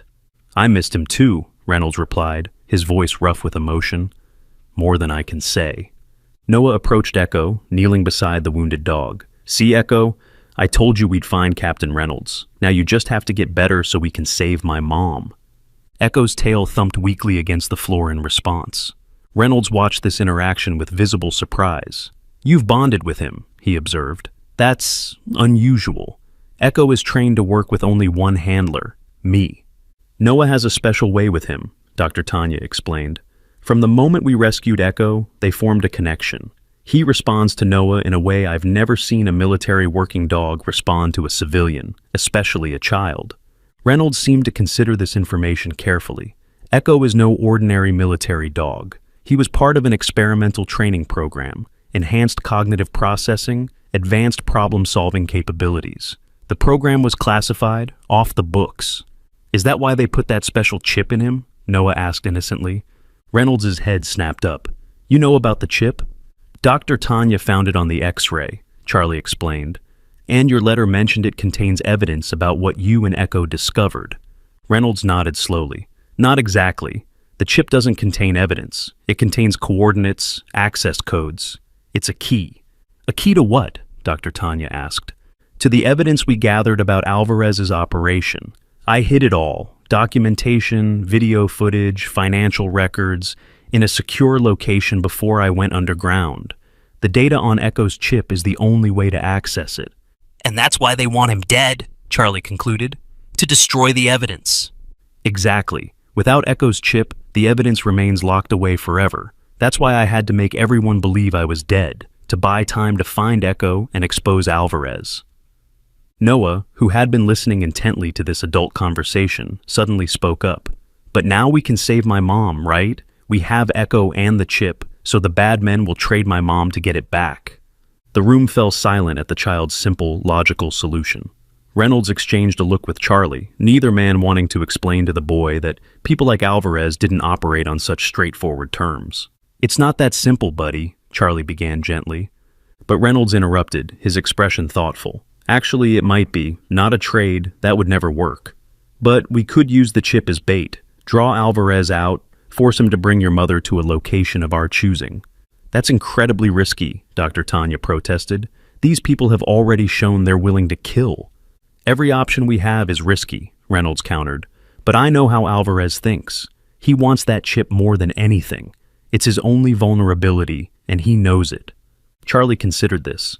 Even if we agree to this plan, Echo's in no condition to travel, and we'd need backup, resources.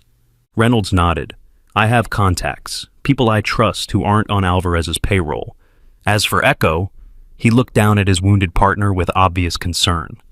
Let me get the medical supplies from my vehicle. We'll stabilize him first, then make our plan.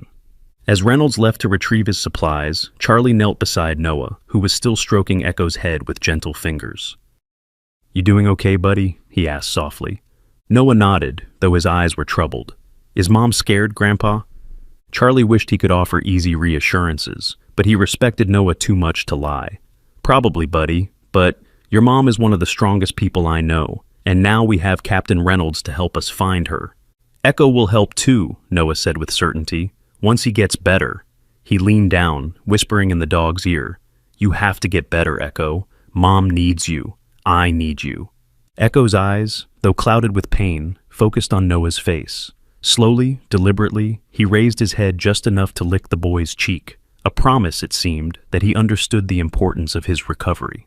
When Reynolds returned, he carried a military-style medical kit far more sophisticated than Dr. Tanya's emergency supplies. Working together, the captain and the veterinarian administered IV antibiotics, checked Echo's wounds, and replaced his bandages. Throughout the treatment, Reynolds maintained a running commentary to Echo in a low, reassuring voice, explaining each procedure as if the dog could understand every word. He does understand, Noah said matter-of-factly, watching this interaction. Echo's really smart. Reynolds glanced at the boy, a flicker of surprise crossing his face. Yes, he is. Smarter than most people realize. He returned his attention to Echo. The fever should break by morning if the antibiotics do their job. Once he's stable, we'll move to a more secure location. And then? Charlie asked. Reynolds' expression hardened. Then we take the fight to Alvarez. We use Echo's chip to set a trap, extract your daughter-in-law, and gather enough evidence to bring Alvarez down permanently. How do we even find Alvarez? Dr. Tanya asked. He sounds like someone who stays well hidden. We don't find him, Reynolds replied. We make him find us, on our terms. He looked down at Echo, a complex mixture of emotions crossing his face. But first, my partner needs to heal. None of this works without Echo. As if in response, Echo's tail thumped once against the cabin floor. Weak but determined, a soldier acknowledging his mission.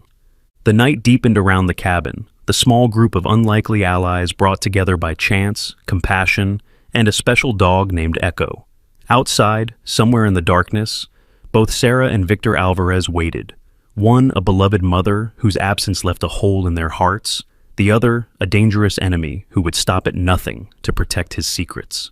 And between them all was Echo, the wounded guardian, carrying within him the key that could save them, or destroy them all. Dawn broke over the cabin with fingers of pale gold light filtering through the pine branches. Inside, Captain Reynolds sat beside Echo, monitoring his condition with the focused attention of someone accustomed to long vigils. The military-grade antibiotics had done their work through the night.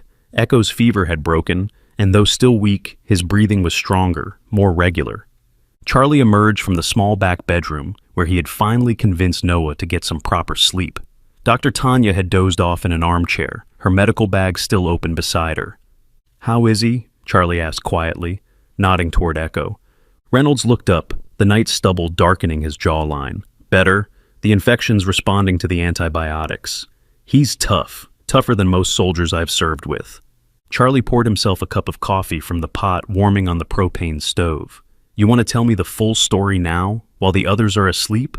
Reynolds considered this, then nodded. "You deserve to know what you've been dragged into." He accepted the cup of coffee Charlie offered him, taking a long drink before beginning.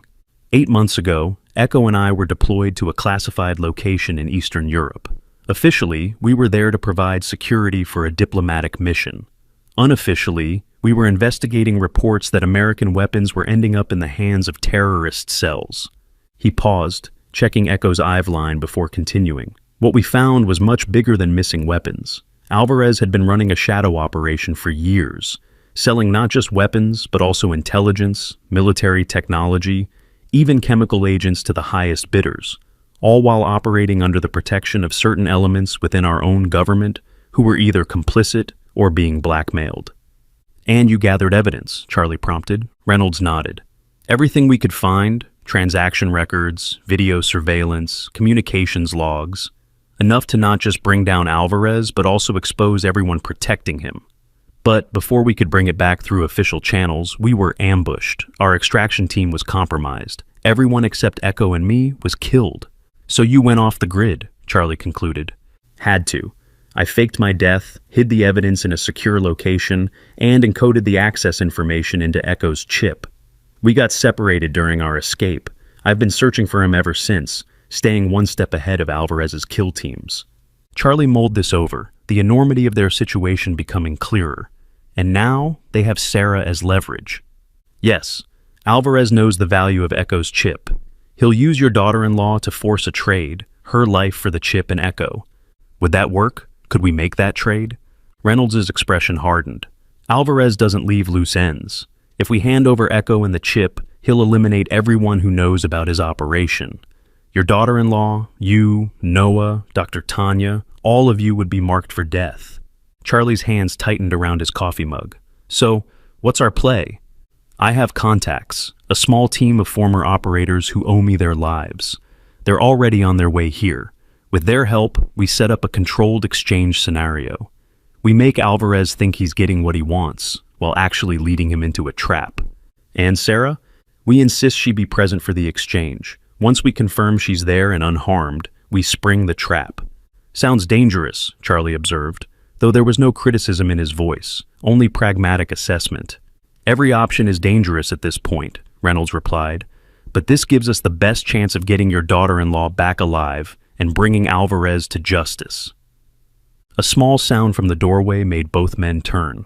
Noah stood there in his rumpled clothes, his hair tousled from sleep, clutching his teddy bear. "Is Echo better?" he asked, his voice small but steady. Reynolds softened visibly at the sight of the boy. "Yes, he's doing much better. Would you like to see him?" Noah nodded, crossing the room to kneel beside Echo. The German shepherd's eyes opened at the boy's approach, and his tail gave a weak thump of recognition. "Hi, Echo," Noah whispered, gently stroking the dog's head. "I knew you'd get better. Captain Reynolds found us, just like I said he would." Echo struggled to lift his head, managing to lick Noah's hand once before settling back down, his eyes drifting between the boy and his handler as if ensuring both were safe. "He likes you a lot," Reynolds observed, genuine surprise in his voice. "That's unusual. Echo was trained to be selective about who he trusts." "Noah has that effect," Charlie said proudly. "Always has." Noah looked up at Reynolds, his young face serious. "My mom taught me that when someone's scared or hurt, you have to be extra kind to them. I think Echo was really scared when we found him on the bridge."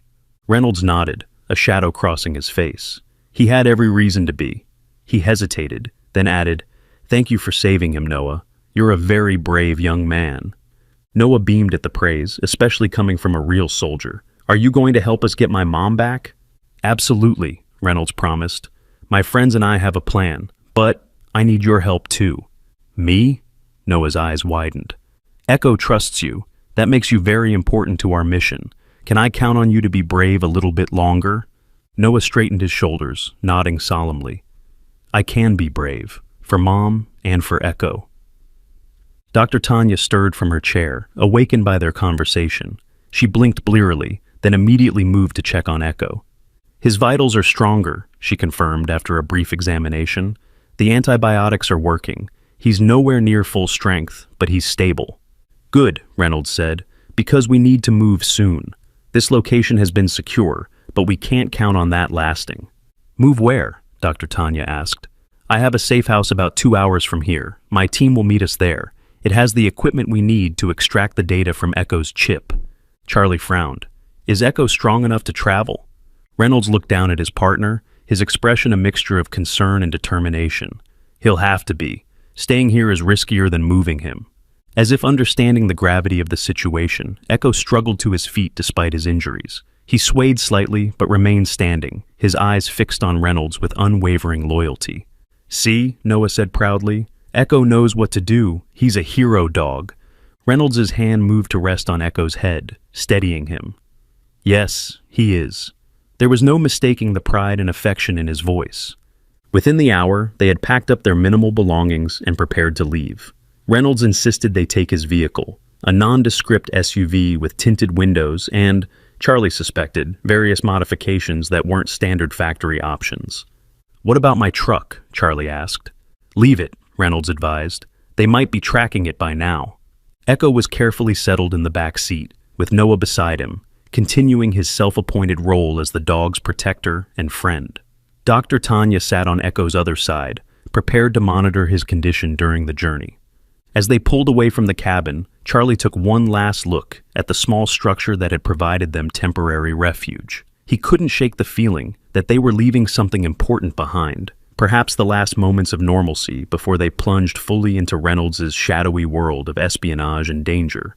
The journey to the safe house was tense but uneventful. Reynolds drove with the hyper-awareness of someone accustomed to being hunted, taking circuitous routes and frequently checking for tails.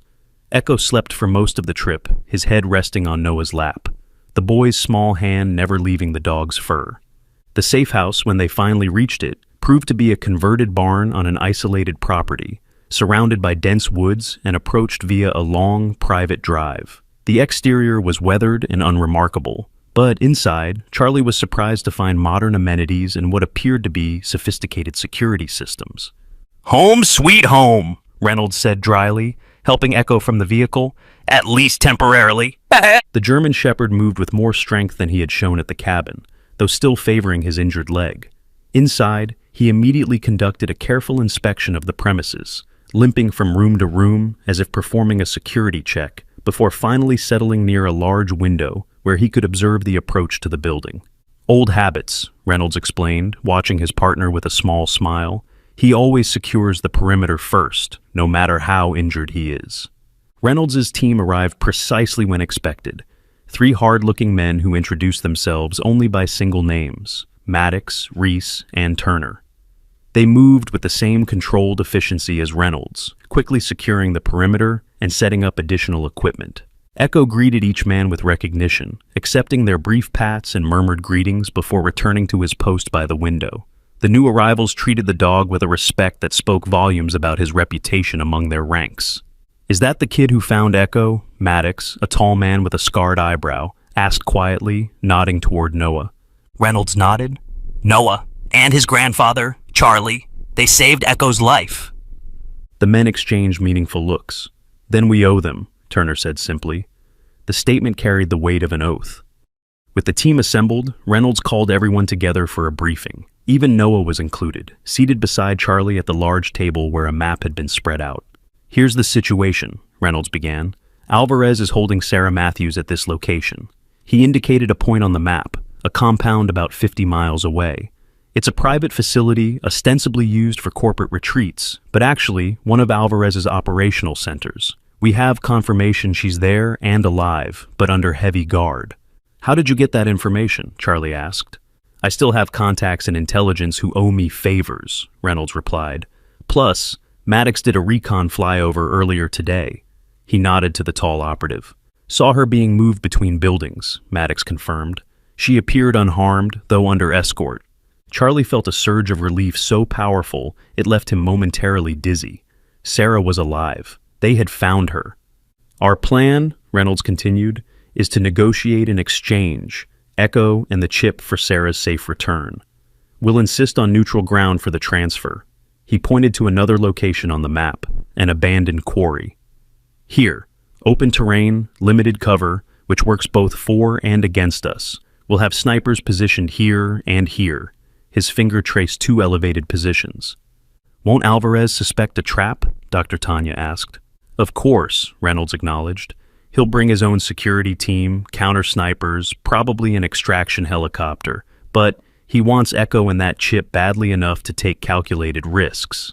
As the planning continued late into the night, each detail was meticulously reviewed and refined.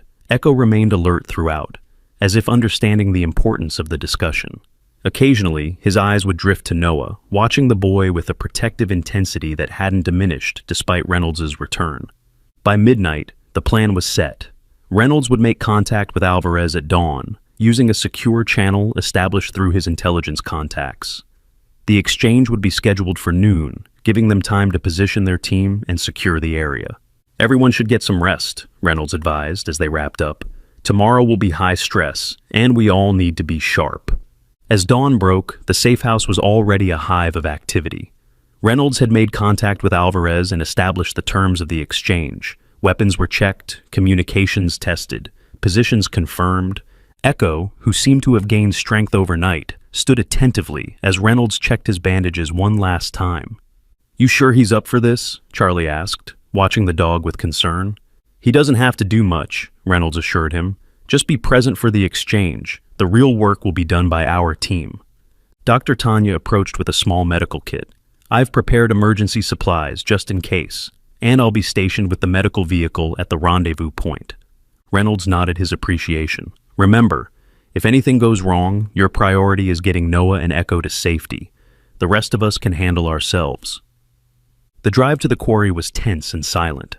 They traveled in 3 separate vehicles, Reynolds with Echo in the lead car, Charlie and Noah with Turner in the middle, and the rest of the team bringing up the rear. As they approached the designated meeting point, Reynolds directed each vehicle to its predetermined position. This is where you stay, Turner told Noah firmly, as he parked their SUV behind a stand of trees about half a mile from the exchange point. No matter what you hear or see, you don't leave this vehicle without my direct order. Understand? Noah nodded, his face pale but determined. I understand. Charlie squeezed his grandson's shoulder. I'll be back with your mom before you know it, buddy. Promise? Noah's voice was small but steady. Promise, Charlie replied, praying it was a vow he could keep. As Charlie moved to join Reynolds at the primary position, Echo unexpectedly broke away from his handler, limping swiftly to the SUV where Noah waited. Before anyone could stop him, the German Shepherd reared up, placing his front paws on the open window to touch his nose briefly to Noah's face. It's okay, Echo, Noah assured him. I'll be right here waiting for you. Echo held the boy's gaze for a moment longer, then dropped back to all fours and returned to Reynolds' side, ready for whatever came next. The quarry was a stark, open space, a bowl of exposed rock and gravel with limited vegetation for cover. Reynolds and Charlie took position near a stone outcropping at one end, while Maddox and Reese moved to their sniper positions on the ridge above. Alvarez is prompt, I'll give him that, Reynolds muttered, checking his watch as a convoy of black SUVs appeared at the opposite entrance to the quarry. 3 vehicles, probably 8 to 10 men, plus Alvarez himself. Charlie's attention was fixed on the second SUV, where he caught a glimpse of a figure in the back seat. Sarah, her blonde hair unmistakable even at this distance. "I see her," he said, his voice tight with emotion. Reynolds nodded. "Remember the plan. I do the talking. Echo stays with me. You focus solely on Sarah. Once she's clear, you get her to the extraction vehicle immediately, no matter what else happens." The lead SUV stopped about 50 yards away. A tall, distinguished-looking man in an expensive suit emerged. Victor Alvarez, Charlie presumed. 2 armed guards flanked him immediately, while others took defensive positions around the vehicles. "Captain Reynolds," Alvarez called, his voice carrying across the quarry with a slight accent. "I was beginning to think you were truly dead. I'm glad to see reports of your demise were exaggerated." "Wish I could say the same about your operation," Reynolds replied coldly, "but it's very much alive and well, isn't it, Victor?" Alvarez gave a thin smile. "Business is good, yes. Speaking of business, I believe you have something that belongs to me. And you have someone who belongs to us," Charlie couldn't help interjecting, his eyes fixed on the SUV where Sarah was being held. Alvarez turned his attention to Charlie, studying him with clinical interest. "Ah, the protective grandfather. How touching. Rest assured Mrs. Matthews has been treated well. She's quite resilient, your daughter-in-law." The casual way Alvarez spoke about Sarah made Charlie's blood boil, but Reynolds placed a restraining hand on his arm. "The terms were clear," Reynolds called. "Send Sarah over first, then you get Echo and the chip." Alvarez laughed. "I'm afraid that's not how this works, Captain. The dog first, then the woman." Reynolds and Charlie exchanged glances. This deviation from the agreed terms was expected, but still complicated matters. "Halfway," Reynolds countered. "Sarah walks to the middle of the quarry. Then I bring Echo to meet her. They pass each other. Everyone gets what they want." Alvarez considered this, then nodded. "Acceptable. But the dog comes with the chip access codes. No delays, no tricks." Reynolds raised a hand in acknowledgement, then whispered into his radio, "All positions, prepare for exchange. Be ready for anything." Alvarez turned and gave a signal to his men. The door of the second SUV opened, and Sarah emerged, escorted by an armed guard. Even from a distance, Charlie could see that her face was bruised, her movement stiff, but she was alive and walking under her own power. "Mom," Charlie breathed, relief washing over him. The guard removed Sarah's restraints and gave her a push toward the center of the quarry. She began walking slowly, her head held high despite her obvious fear. Reynolds unclipped Echo's tactical leash. "Echo, forward," he commanded softly. "Gentle pace." Echo moved forward, limping but determined, his eyes fixed on Sarah's approaching figure. The distance between them closed gradually, tension mounting with each step. When they were about 10 feet apart, Sarah faltered, clearly recognizing the dog from Noah's descriptions. "River?" she whispered. Echo paused, his ears perked forward at the sound of his temporary name. In that moment of hesitation, Charlie saw Alvarez make a subtle hand signal to someone out of view. "It's a trap!" Reynolds shouted, just as a red targeting dot appeared on Echo's side. Multiple things happened simultaneously. Reynolds dove forward, shouting command words that sent Echo racing towards Sarah. The crack of a sniper rifle echoed across the quarry as Maddox fired from his position, taking out Alvarez's hidden shooter. Sarah dropped to the ground as Echo reached her, the dog positioning his body protectively over hers despite his injuries. "Get down!" Charlie tackled Reynolds as bullets began flying from both sides, the exchange deteriorating into the very firefight they had hoped to avoid. "Sarah," Charlie called into his radio, "if you can hear me, stay down. Echo will protect you." Through the chaos, Charlie could see Echo covering Sarah with his body, growling fiercely at anyone who approached, friend or foe. The dog's military training had kicked in fully.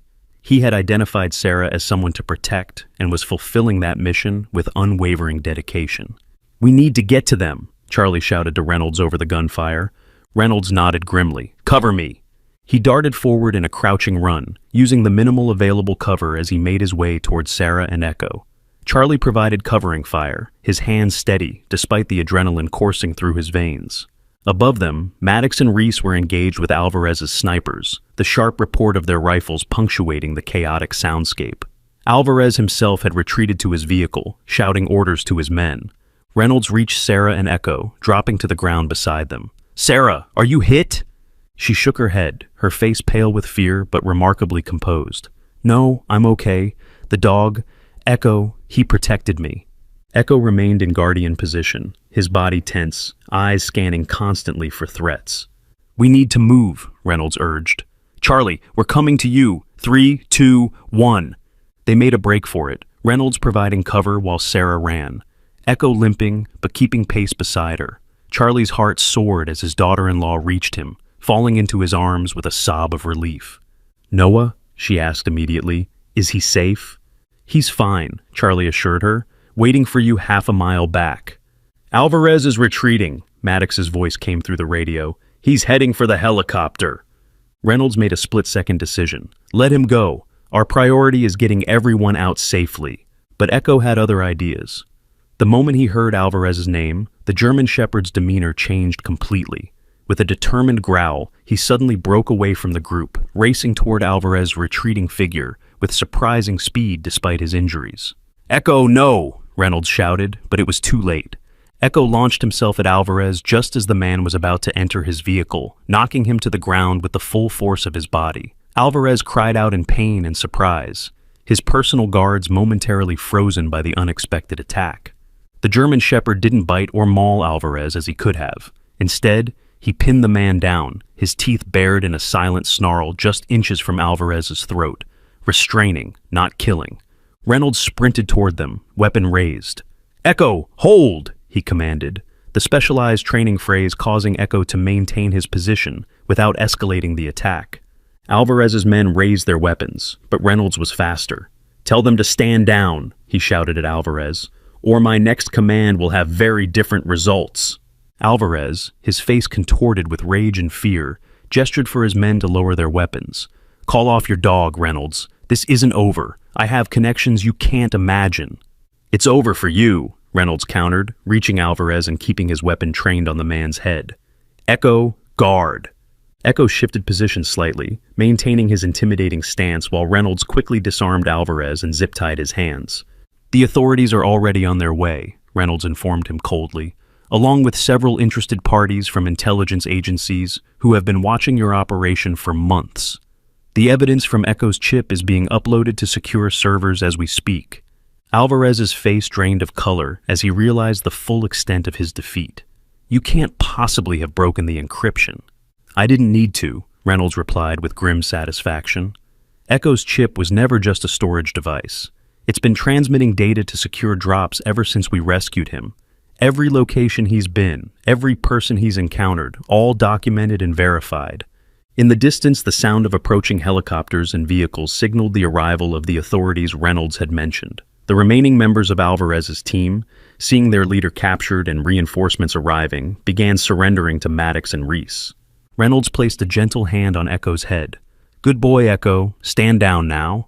The German Shepherd released his hold on Alvarez, but remained vigilantly at Reynolds' side, his mission completed with the same unwavering loyalty he had always shown.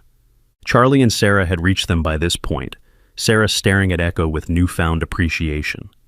"So this is the famous river," she said softly. Noah wasn't exaggerating about how special he is. Echo's ears perked up at the sound of Noah's name, his head turning as if expecting to see the boy. "Let's get you back to your son," Charlie said, his arm around Sarah's shoulders. "He's been incredibly brave through all of this." As they made their way back to the vehicles, leaving Reynolds to coordinate with the arriving authorities, Echo limped alongside them, still apparently considering Sarah his responsibility to protect. When they reached the SUV where Noah waited, Turner had his hands full trying to keep the boy inside the vehicle.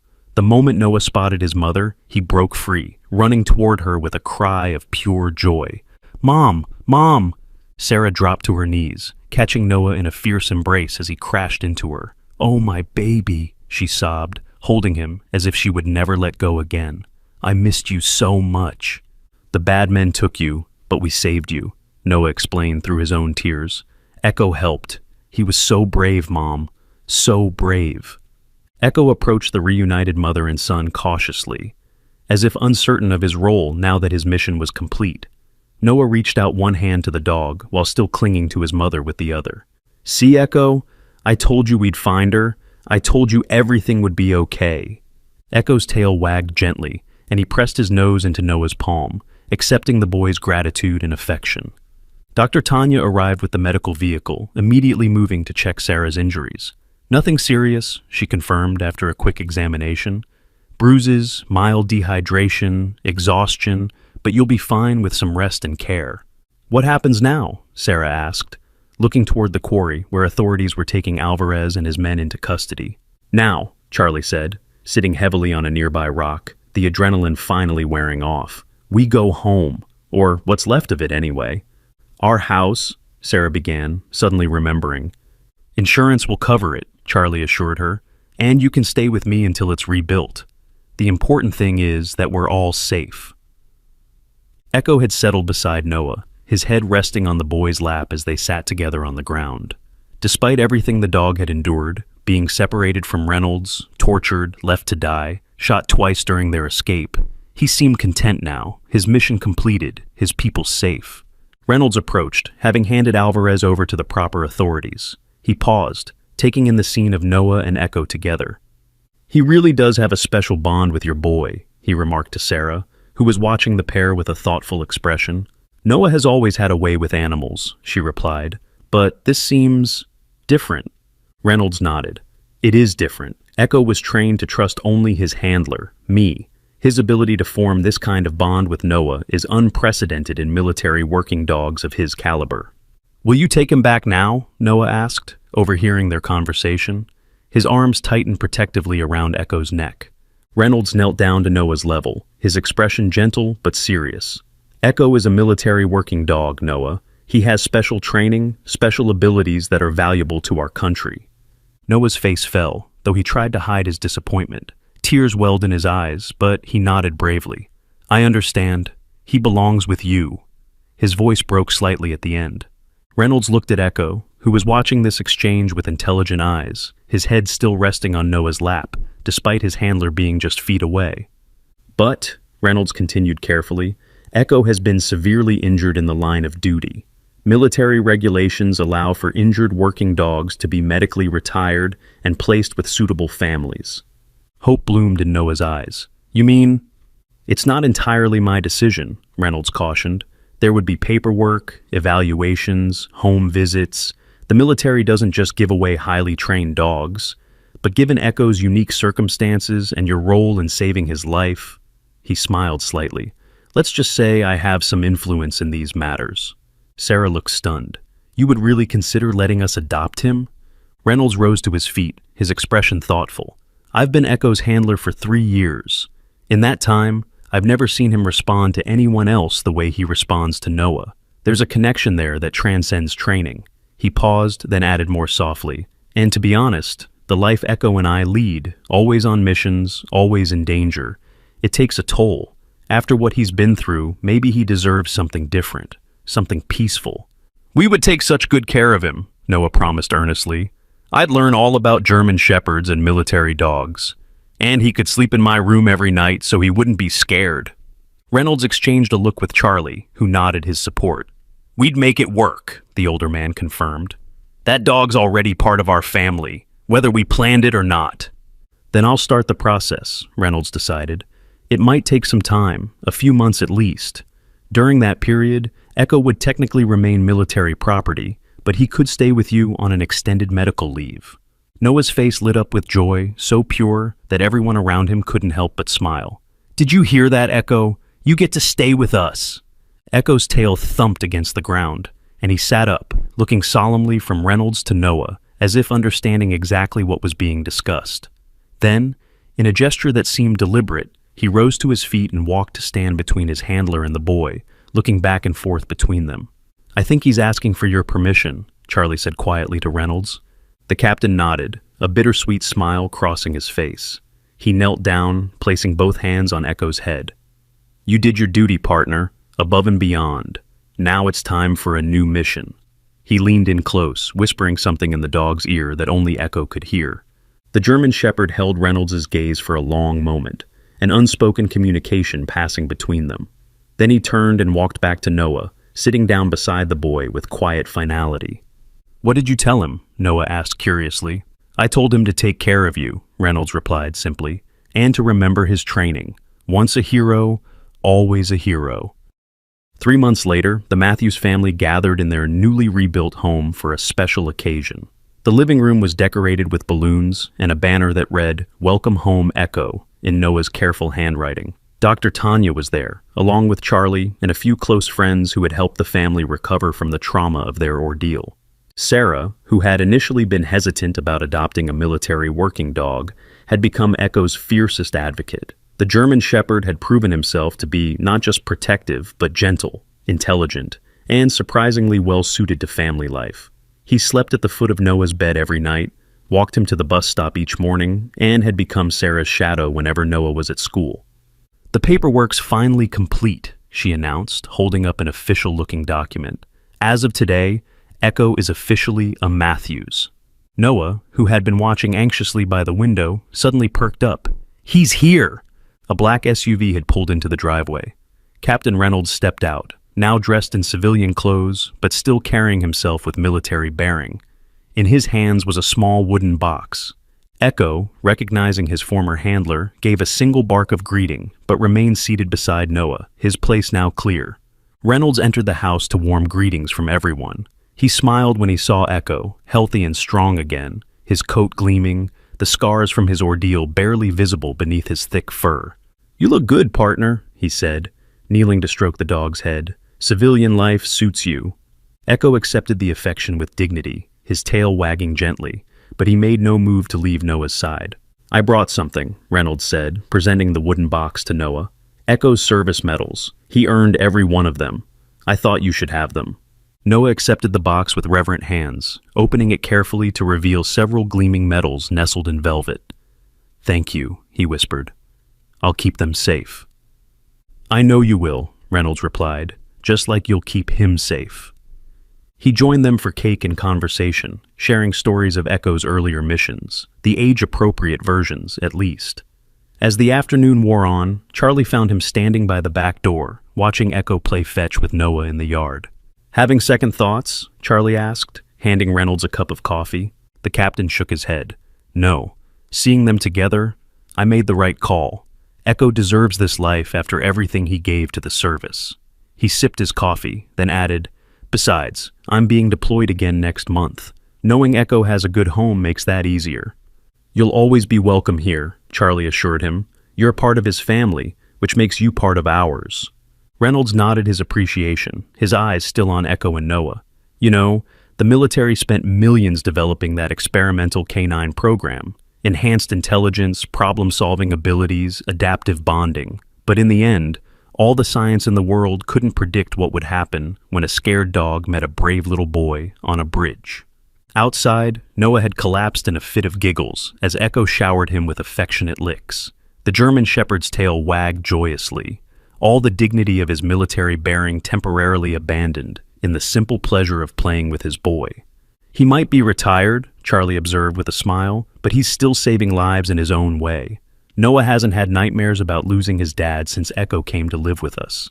Sarah's smiling again. "Even I'm sleeping better knowing he's on guard." "Once a hero, always a hero," Reynolds repeated softly.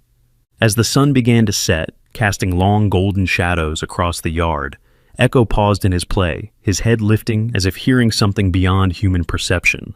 He looked toward the horizon for a long moment, alert and vigilant, the soldier within him never truly gone. Then Noah called his name, and Echo turned back, trotting to the boy's side without hesitation. Whatever ghosts or echoes of his past life might occasionally call to him, his choice was clear. His new mission, protecting this family, loving this boy, was the most important one he would ever undertake. And as Noah wrapped his arms around Echo's neck, burying his face in the dog's fur, it was clear that some bonds transcend training, transcend even the darkest trauma. The bridge where they had first met had been renamed by the town council, Second Chance Bridge, with a small plaque commemorating the unlikely friendship between a boy and a dog that had changed both their lives forever. But for Echo and Noah, no plaque or monument was needed. They had found in each other exactly what each needed most: unconditional love, unwavering loyalty, and the courage to face whatever challenges life might bring next, together. If you were touched by this incredible story of bravery, compassion, and the unbreakable bond between a boy and his dog, please like, share, and subscribe. Tell us in the comments where you're watching from. We'd love to hear how Echo and Noah's journey touched your heart.